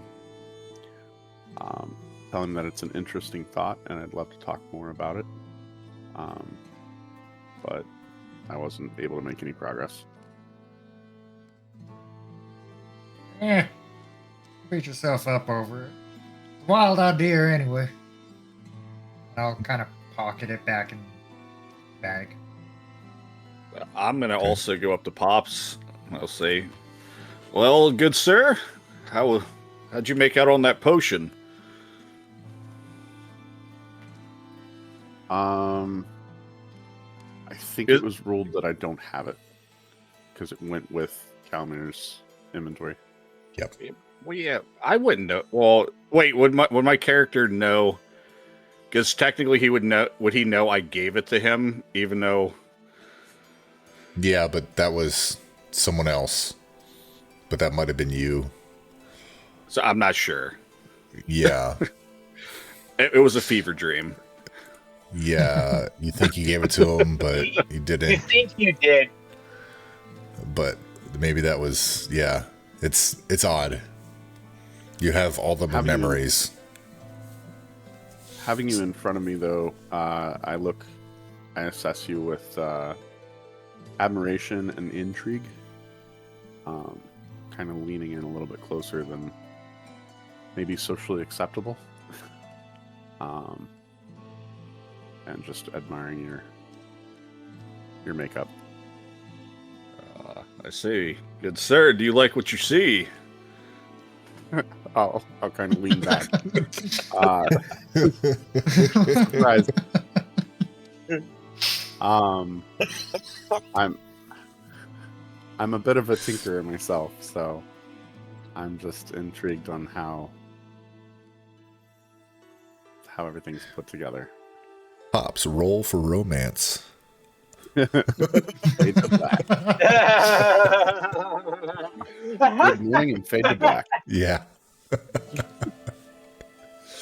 Well, I must say, I'm not really sure how it works myself. You are definitely not something like I've ever seen before.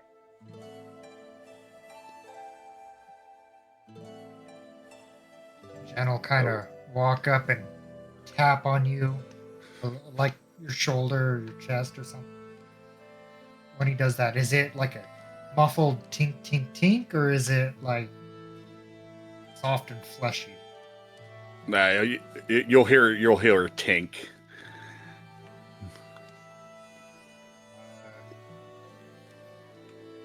Would Jen know that he is Warforged, or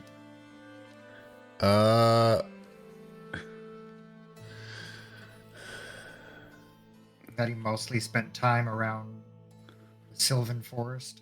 Yeah. Roll me a history check.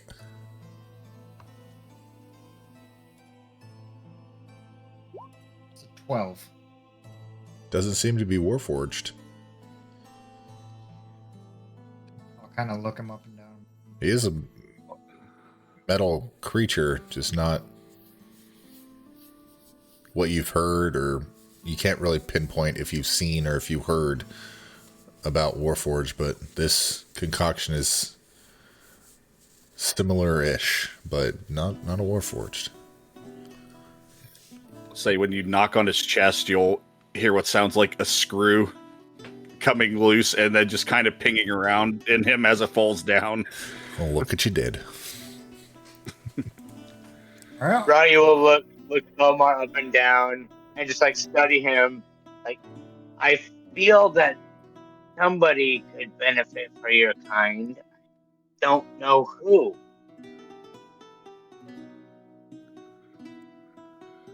interested in having a metal man in the party.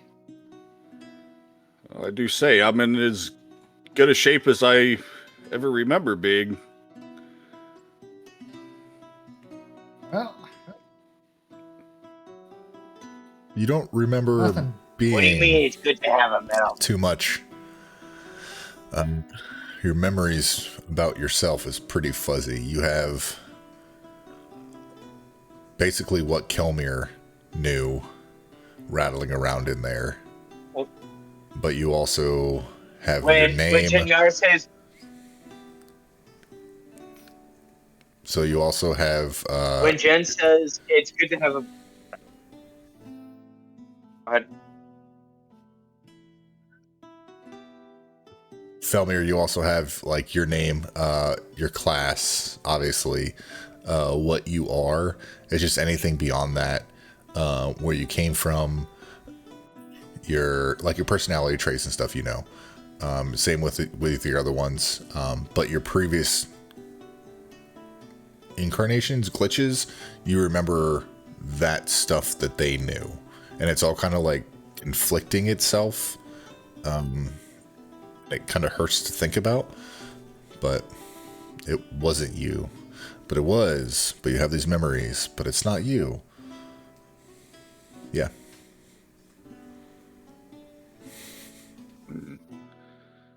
For some reason, remember being What? saddened in a locksmith shop. When Jen says it's nice to have a metal man in the party, Ryu would be like, well, I mean, he's been helpful so far. And then he'll pause a bit and be like, right? In a very, like, confused, questionative manner. Like, he's genuinely confused, as in, like, he thinks he's been helpful, but at the same time, he doesn't remember. Jen will look at Ryu, just be like, sure. Shaking his head no. With the positive affirmation of sure. Yeah, that's about. Anyway, we were heading off to somewhat institute, right? I think we should get going. We spent enough time here, and I feel the longer I stick around, the more I want to get revenge for that beatdown I got earlier. Yeah.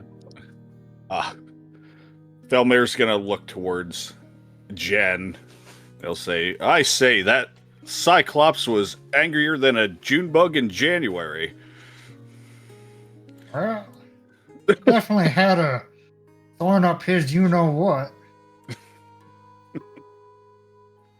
I agree laughing. with Mario. We probably should get out of here before too long. Don't know what or who, if anything, might be coming after us. Where's our guide, anyway? I'll kneel at the foot of my bed and disenchant the container and pull my stuff out. And while I do that, I'll reach into my Tinker's kit and pull out a small copper wire. Okay. And cast message to check in on our tour guide, make sure she's awake and where she wants to meet. And then I'll relay that back to the party. She says that she's downstairs ready to go whenever y'all are. She ate her breakfast. She's good to go. Just waiting. Just chatting up the locals.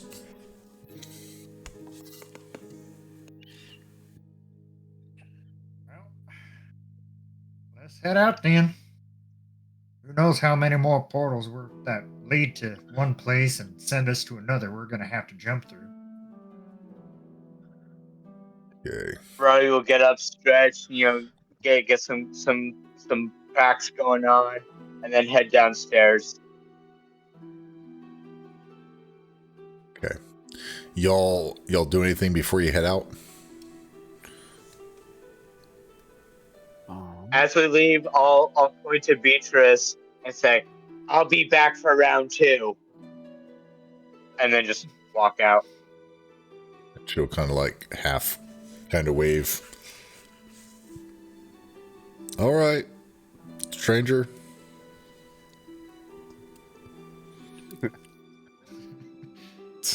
So. Hear her say stranger as I'm walking out under my breath, like, stranger? And then just dismiss it and keep walking.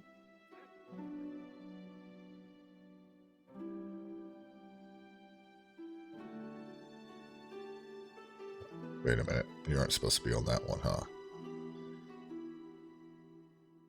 Sorry. Let's see. Okay. So you guys are here.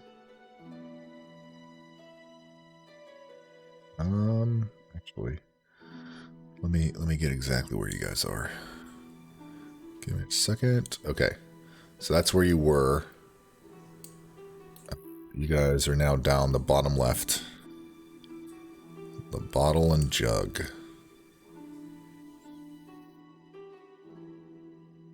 She starts to take you... There you go. Yep. She starts to take you east through the hive ward. You see, as you go, you see more like razor vine, like vines creeping down from sides of buildings. People are starting to get up, starting to get around for their business. Yeah, same grungy atmosphere of the hive ward as you make your way. For a little while, everyone's still kind of asleep in this ward, and then as you start to move over, Give me 1 second.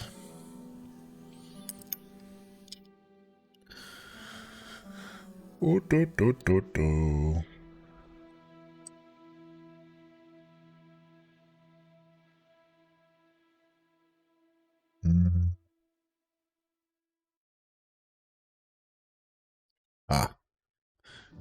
Yes. Okay. Little description as you guys are moving over into a certain area.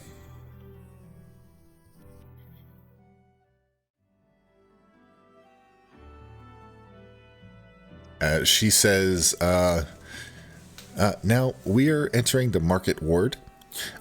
Inside the market ward, we have the Bank of Abathor, which is right over just down the way. And she like points down like a side street further on. There are the... Oh, hang on a second. Okay. This is... Let me rephrase here. Oof. Okay. Where'd it go? Oh, sorry. This is the clerk's ward. Yeah, we got to go through the clerk's ward to get to the Institute of Intellectual Excellence. However, there is a hall of information that's closer if you'd like. In this location, the clerk's ward, there's the Civic Fest Hall, the Green Gauge, the Hall of Information, the Hall of Records, the Hall of Speakers, the T Street Transit, and the Tower Sorceress. And as she's like telling you about all these places, she says, as you look around, you see the pristine buildings within this affluent ward are well maintained and regularly patrolled by officers of a faction wearing, they're like Towns Guard, but they're all wearing like red metal like plate armor with like red spikes coming off of them, carrying like war hammers and pikes as they walk through. And she says, residents of the clerk's ward claim that it's the safest and most honest ward in Sigil. And she kind of chuckles at this.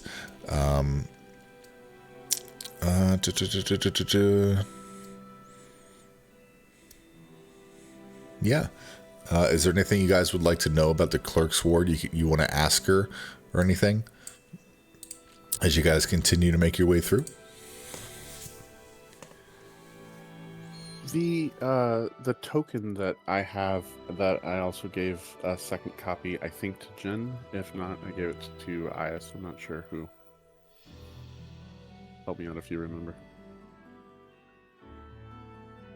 What did you give him? I believe you gave it to Jen. I thought I did too, but he didn't speak. What was the token? The faction. It was one of the tokens. The faction coin from the warehouse. I don't remember who you gave it to. Well, I have one of them. I believe you gave it to Jen. I don't have it in my inventory. Okay. Might have been Ias. Was it the Hands of Havoc? I think so. It was the one that you found there. It was a charred token. Yep. From a guild. Yep. And at the time, I didn't know who it was, but then I think Jen identified who it might have been. And that was Ias. Yeah, I think that was Ias. Okay. Ias identified it. Yep. Oh yeah, because okay, good. So Yep. Ias has it. Okay, yeah, that's right. I'm gonna look at. I'm gonna look around and. Would the guide know anything about these people? The Hands of Havoc? Yeah. Yeah. Sorry, this song plays so many freaking times. Yeah. I've heard that song so many times in everything that I've ever done.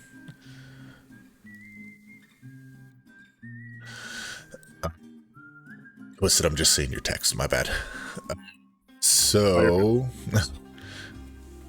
she looks at it, and she let me open it up here. What would she know about this? Excuse me. That's the sign of the wreckers. Wreckers. The Hands of Havoc. They have headquarters across the Hive Ward. They own a bunch of warehouses. They're usually comprised of like anarchists, arsonists, and like freedom fighters. Okay. Yeah. Let's see. And she says sometimes they masquerade as members of other factions. So you never really know who's a wrecker.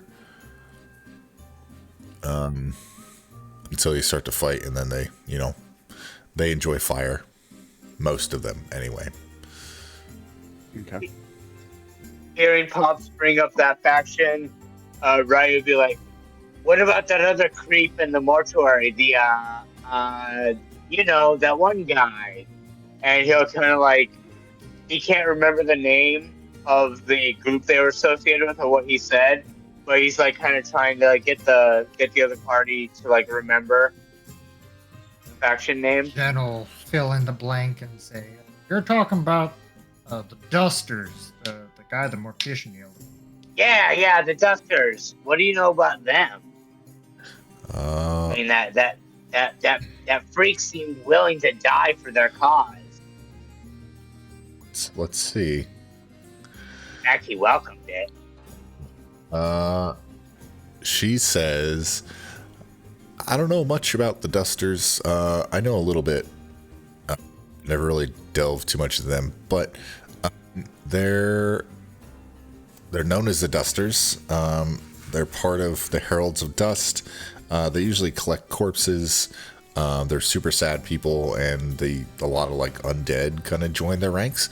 But they pretty much, as far as I can remember hearing, they don't think life is life and death is death. They think death is like the first step in like the grand scheme. There's more like levels after when you die. Y'all would pretty much know more about that, to be honest, with your current situation. Ryan will cock his head. Like, well, if they're so obsessed with death, like he's kind of like talking to himself at the party at the same time. Like if they're so obsessed, the hell did they want with us? We're obviously not dead, but I don't know. My head hurts. And he'll grab his head. In a joking manner, Jen will say, "And we go to the kill counter. We got Ryu for 4." That's it. Ryu will like, Like that. it's kind of like, Ryu will like kind of chuckle like, wait, what? That's funny. Yeah, don't worry about it. Don't worry about it. And as you guys continue on, you pass large domed buildings. Let me see if I have a good handout for this ward for you guys, just so you can see a little bit.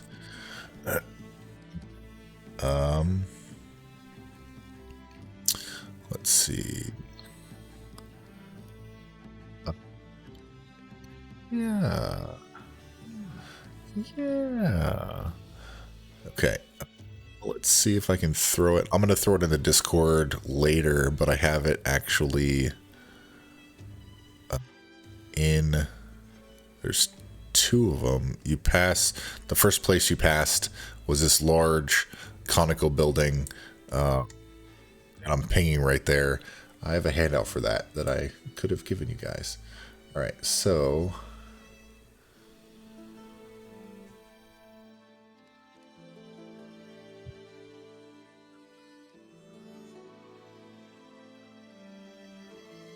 Oh my gosh, there's so many.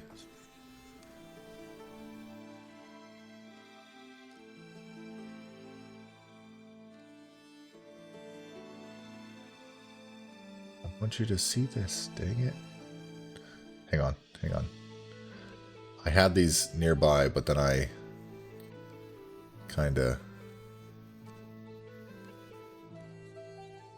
It's really not. Let me search. Stand by.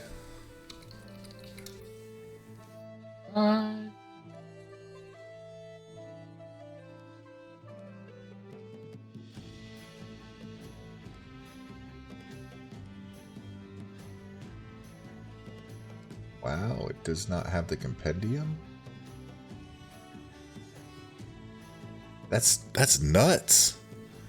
Okay, I'm gonna put it in the Discord. That's crazy. Why would it? That's too easy. Roll 20. Well, I want it to be like on here too, on the stream, but they'll have to use their imagination. I'll describe it. All right, so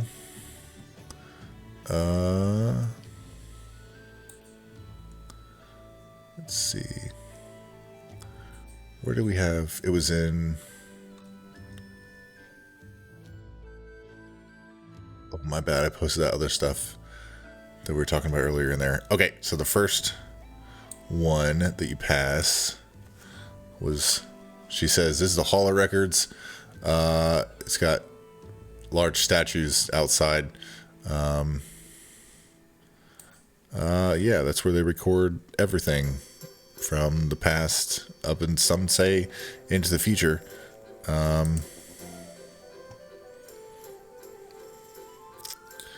There we go.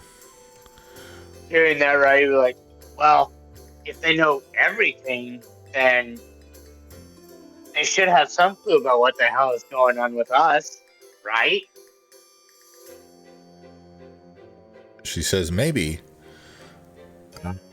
If we can't find out what we want to know where we're going, we can always stop back. You have to make an appointment.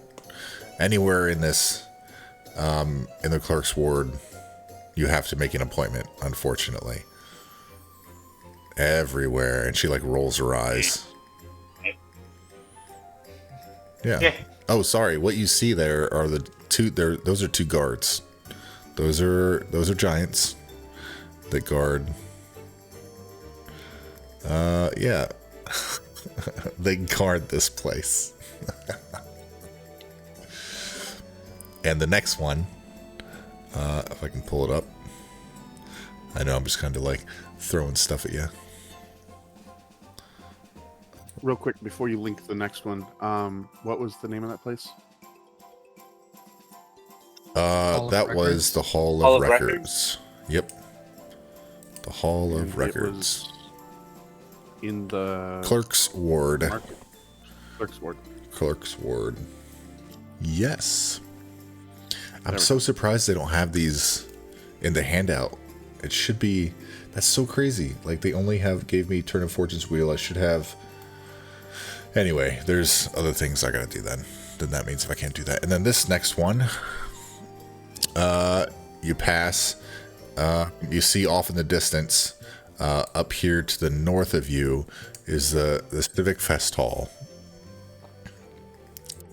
Giant sprawling gardens,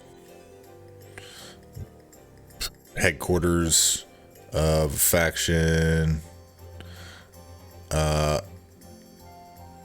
panoply of arts, galleries, concerts, lecture halls, museums, exhibits. Too eccentric to describe, she says.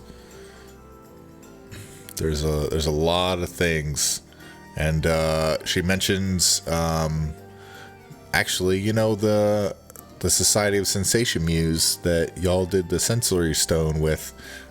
She says there's sensoriums inside the Civic Fest halls, where you can record and relive senses from one another using like sensory stones that are categorized and cataloged. They're kind of... Hearing her talk about the sensory stones, Rahu will like kind of shudder, be like, "Oh, I don't think I want to deal with those things again." It scared the shit out of me. She says, "Yeah, they charge a pretty penny. To be honest, it's like 10 gold, and then you can feel like a widow's despair, a researcher's epiphany, or like a warm bite of a nice flaky pastry. Kind of steep for that kind of stuff. Just go out and, you know, talk to people. Or some of those things you don't want to feel, you know what I mean? But some things you can, if you want, I guess." And she continues on. That one doesn't have anything. Trying to give you all these handouts as we go. Yeah, actually, you get to about here, and you see. Pick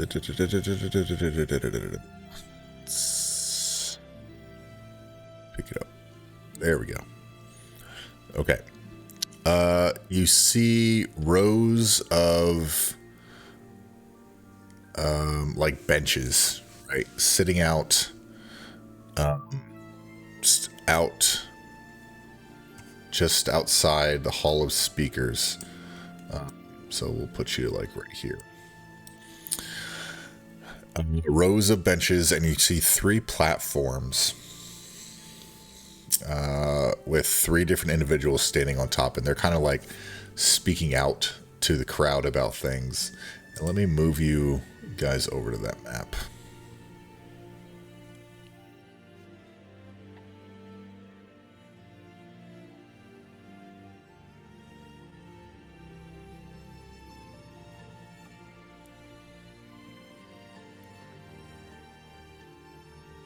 Okay, nice. Okay, you hear people start gathering around, and they're talking about everyone who's kind of like sitting down. Let me get your... Do you have your tokens on here? No, you don't. My B.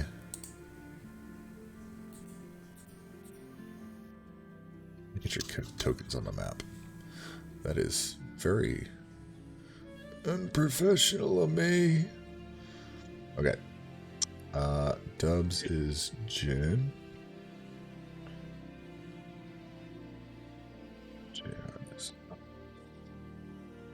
That's fine. Just leave that there. Valmir. Ayu.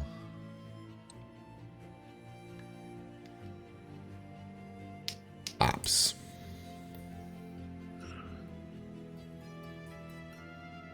Okay. Let me...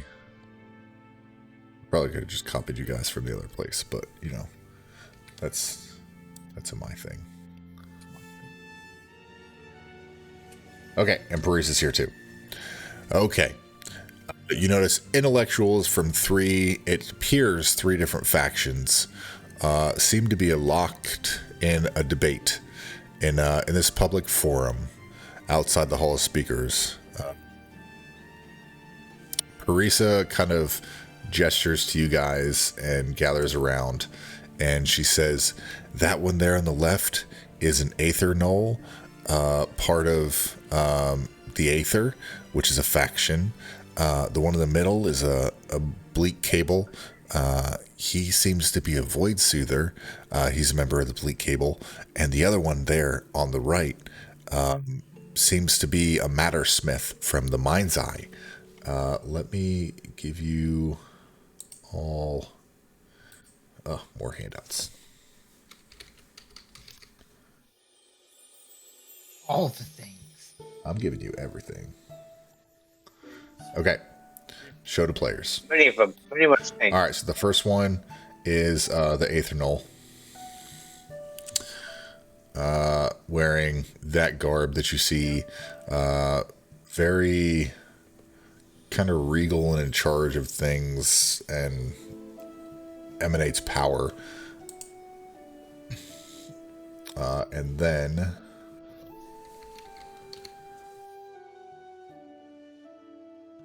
you have the bleak cable soother. It's a large creature. Is staying there in the middle. And then you have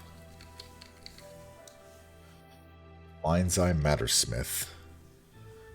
I showed you. Okay, yep. So all these should be in your journals now.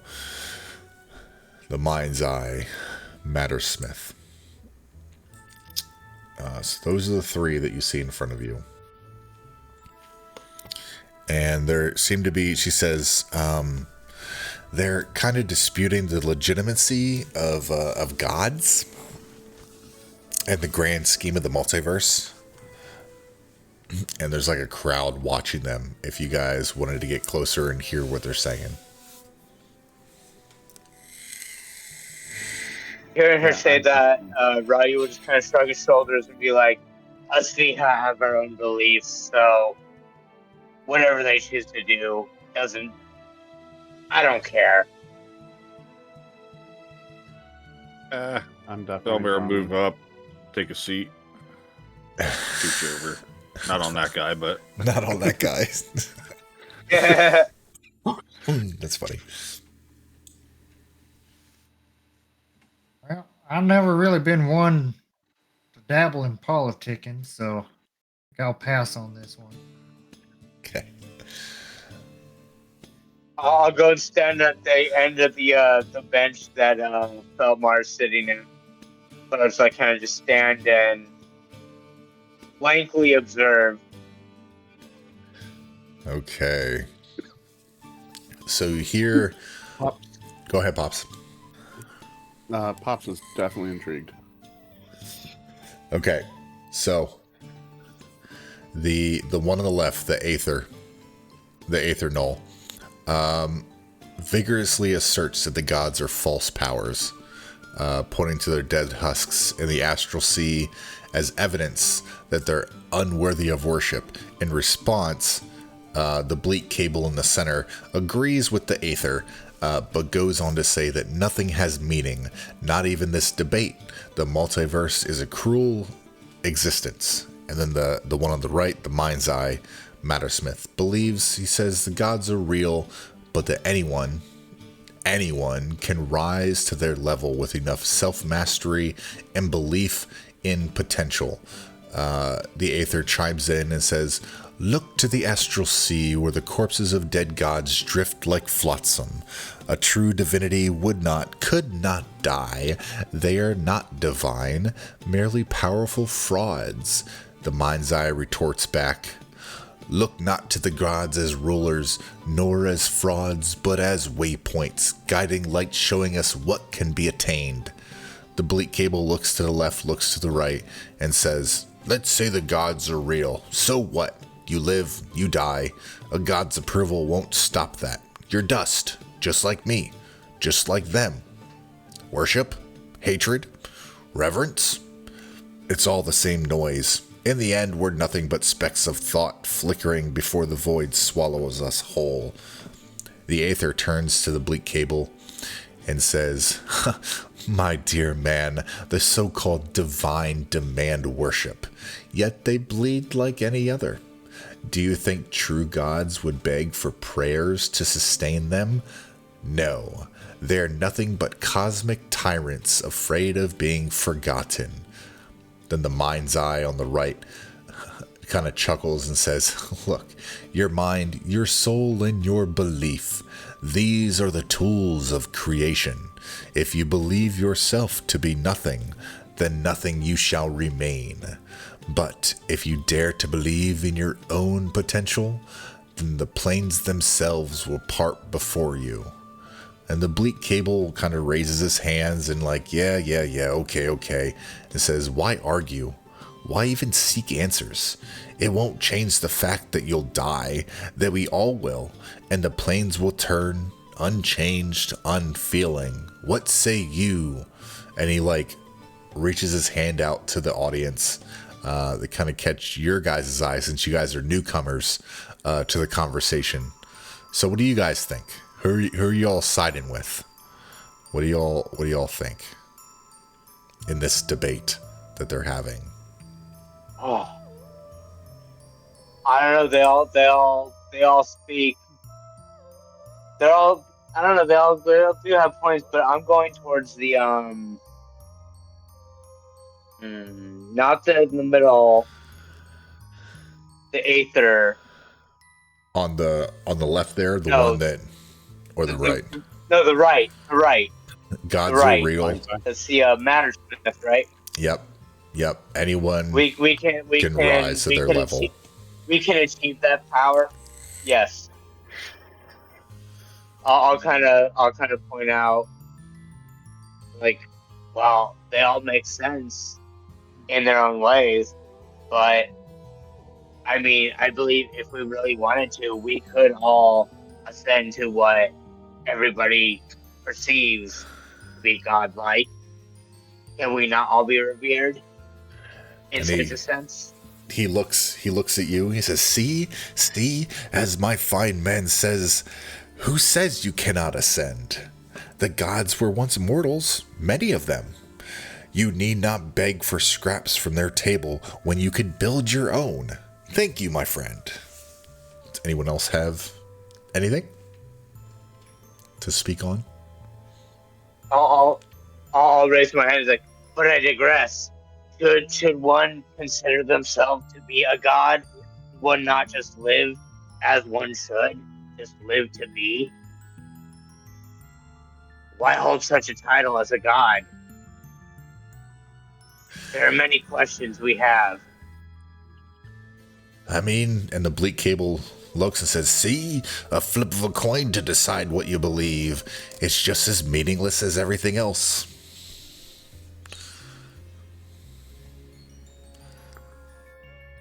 Yes, life may be meaningless in itself, but at the same time, life, it has the meaning that we give it. It's because life is meaningless. I mean, if life was so meaningless, there would be no point in living, right?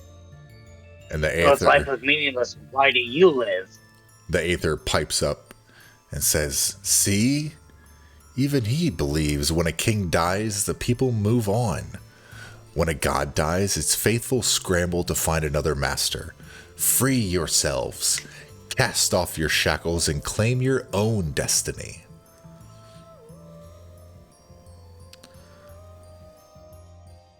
Right, you'll just like kind of chuckle. So, You are all right and you are all wrong at the same time. Life is just what we give it meaning. There's no sense in arguing. Just live peacefully among us once another. Can I cast Detect Thoughts on the one on the right? on the mind's eye? Yeah. Okay. I'm not really siding with any one of these three, as I believe a little differently than both of these three. But I just want to hear more of her belief, more of her arguments. The Aether or the mind's eye? The mind's eye. The Aether believes he could rise to godhood, right? Nope, that's the mind's eye. That's the Mattersmith. The Okay. Mattersmith thinks that you can do it yourself. Okay. And then what's the Aether believe? I'm sorry. The Aether believes that so across the board from left to right. So Aether, Bleak Cable, y'all can see their names. If you No. okay. Let me do this. This will probably be a little bit easier. Sorry. There we go. Okay, yeah, this will be easier. And then mind's eye, you should be able to see now. Okay, Okay. so the Aether Null,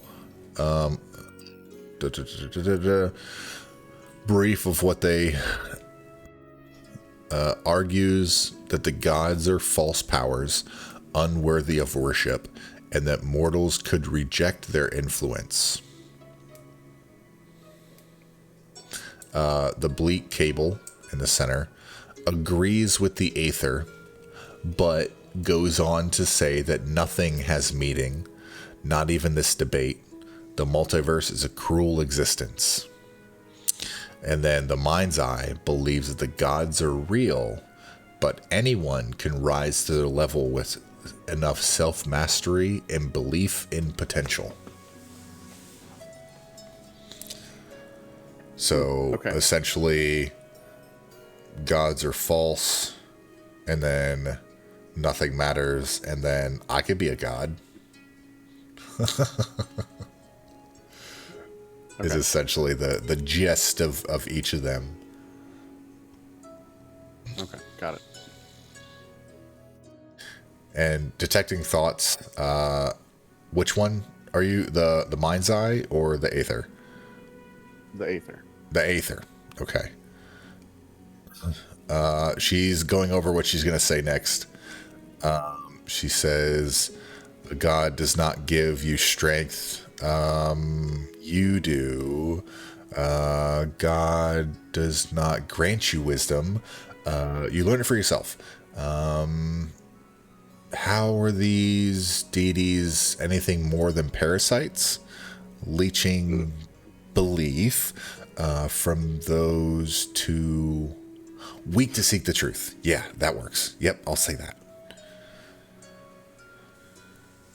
Okay. That's what you kind of get. So they continue to go back and Ryu forth. will look at the Aether and the Mattersmith, knowing that the middle one just believes that nothing matters, so he doesn't even consider him to point. Like, I have one final question, but to ask you two. Looking at the two on the ends, what is a god? What defines a god?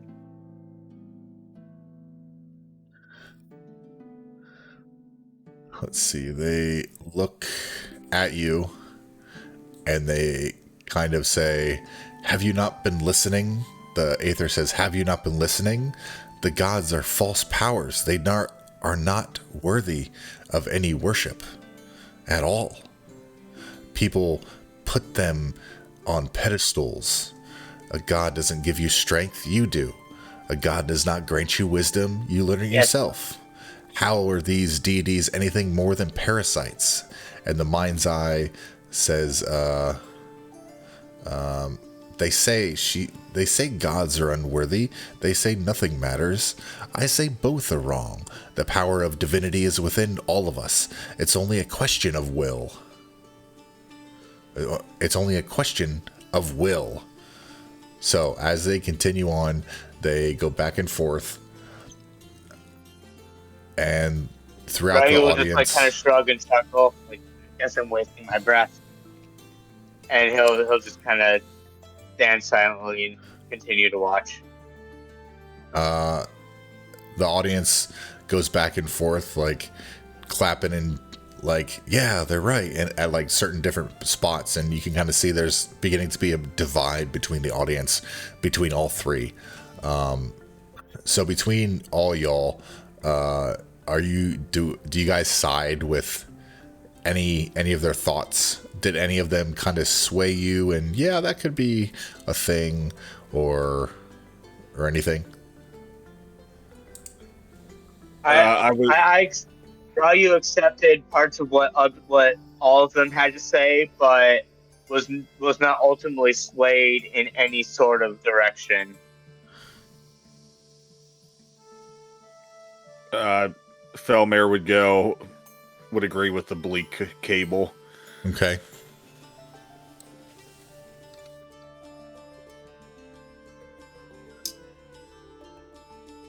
Okay.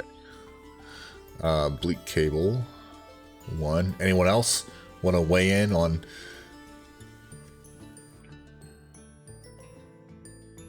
side with one, side with none type thing? Side with anybody? Jen sitting No. in the back, not really paying attention. Just kind of shout, Zoning out. God's a god, whether he's self-made or worthless piece of bantha doo-doo.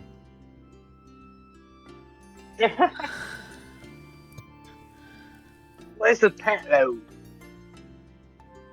Okay. Pops, do you want to weigh in on any of them?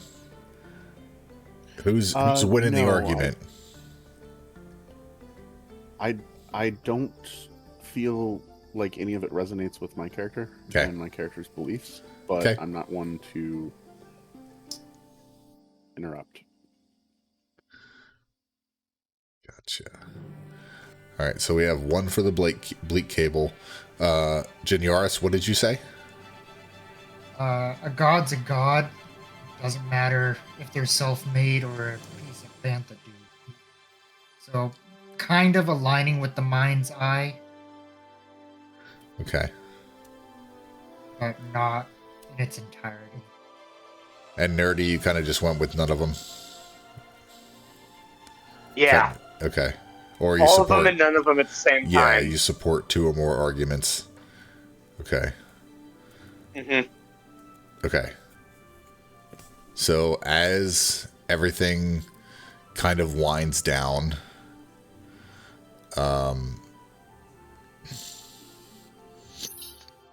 the bleak cable kind of walks up to Felmir, and let me look at this real quick, and says, "I see you kind of understand what I've been saying here," and gives you a little pamphlet. It says, "Come see us if you're interested." And he points you to the sign says Bleak Cables, and it points you to a certain gatehouse in the Hive Ward. In the Hive Ward. Yep, the gatehouse in the Hive Ward. And then he continues on to other people in the audience who he noticed were kind of siding with him. And the Aether's doing the same thing with people, and the Mind's Eye, and he walks away from you. And as he walks away, he says, "Remember, there's no sense in the universe, in the multiverse." And then Felmir will throw his hands up and he'll be like, "Preach, brother." And then, as that's going on, the Mind's Eye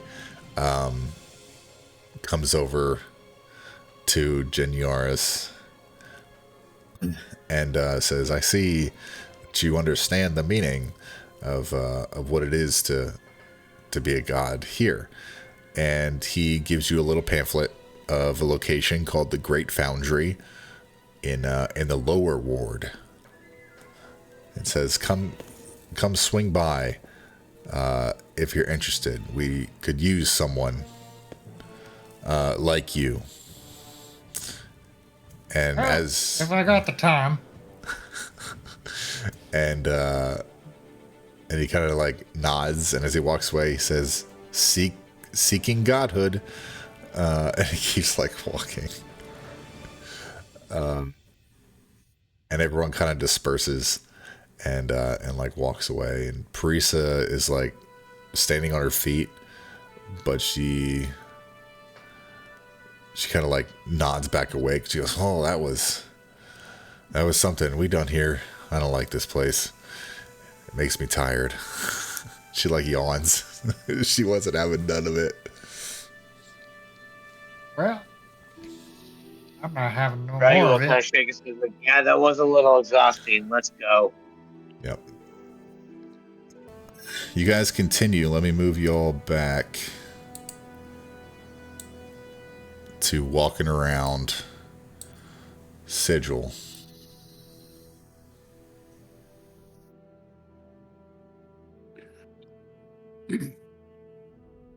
Do debates like that happen often and openly? Yes. I'll ask tour guide. Parisa says, yes, in yeah, in the clerk's ward they kind of talk a lot. It's annoying. I mean, all the factions kind of have their own way of doing things, but there's a lot of them who are more outwardly spoken than others. Some kind of recruit from the shadows, or all that. You know what I mean? But there's some that just, God, they love to hear themselves talk. So that's fun.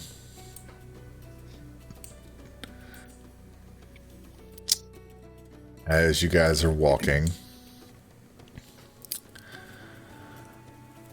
does that kind of answer a little bit? Yeah, that's fine. Nice. All right, you guys should be here. She is leading you guys forward. Pops, you were talking to her. Felmir's there. So you guys have been walking around for a little while. You were on your way. Let me check, make sure this is good. Oh my gosh. Go somewhere else. Okay. There is a bunch of people walking up and down this street. They're kind of walking back and forth. Y'all are in this new area location.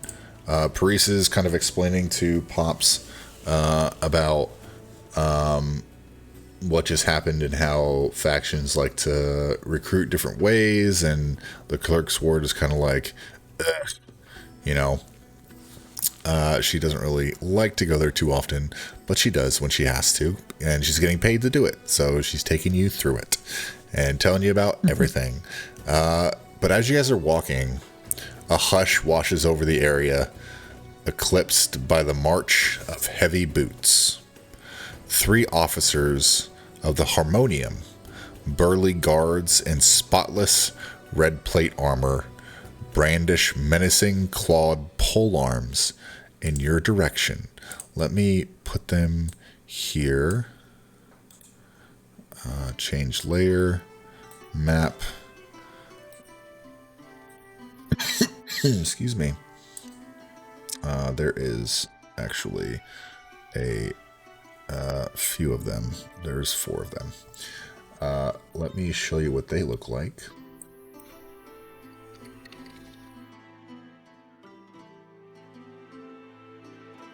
So you see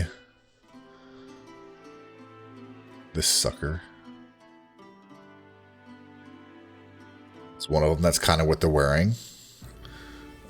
Nice, very nice stuff. You also see an individual that has like a pole arm that has like lightning, like it's like a taser pole arm. Cattle prod. Yep, we can go with that. They look at you guys, and this one kind of walks in front of you all to stop you. in your place. She steps, and they yell, "Halt, criminal!" demands one of the peacekeepers, a squinting human with a gold front tooth. "You are under arrest for violating the laws of the multiverse. We can do this the easy way," and then the polearm jaws like snap, clunk, clunk, zzz. The harmonium officer's polearm snaps open with a click. "Or the hard way." And that is where we're going to end tonight's session. Oh boy. Perfect in there. Nice. Oh, we all know how we're gonna end. We all know how this is gonna go. Yes. Of course. So, let's go back to this here. Oh, that threw a lot. Let me pause that. Just kidding. Hey, thank you everyone for joining us. Hey, players, say goodbye to everyone. Jen Yaris, where can we find you? You can find me over on twitch.tv/dubstepper. That's DUBS73PP3R, as well as kick.com. Nice. Nameless Orange, where can we find you? You can find me over on the YouTubes at Nameless Orange Plays or on Twitch at just Nameless Orange. The Nerdy Nobody, what you got? I am on YouTube and Twitch as well. You know, Nerdy Nobody, the Nerdy Nobody. Not doing much right now, but I hope to get back into it. Nice. Twisted Fate, where can the peoples find you? Right here every 2 weeks. I love it. I love it. Chaos Crew, Plain and you simple. guys have been awesome tonight. 2 weeks from now, exactly 2 weeks. Let me throw that up there for Fortune's Wheel. Every 2 weeks, this time midnight Eastern, Saturday into Sunday. It's kind of hard to it's like a weird time. But it's like Saturday night into Sunday morning is when we play, and I'm having so much fun. Y'all are amazing, and I love you. Hey, but that's gonna do it for tonight. Yes, let me turn my freaking intro off. I'm Chaotic Fido. Y'all are stinking awesome. Hey, let chaos reign, and we'll see you next time, Chaos Gremlins.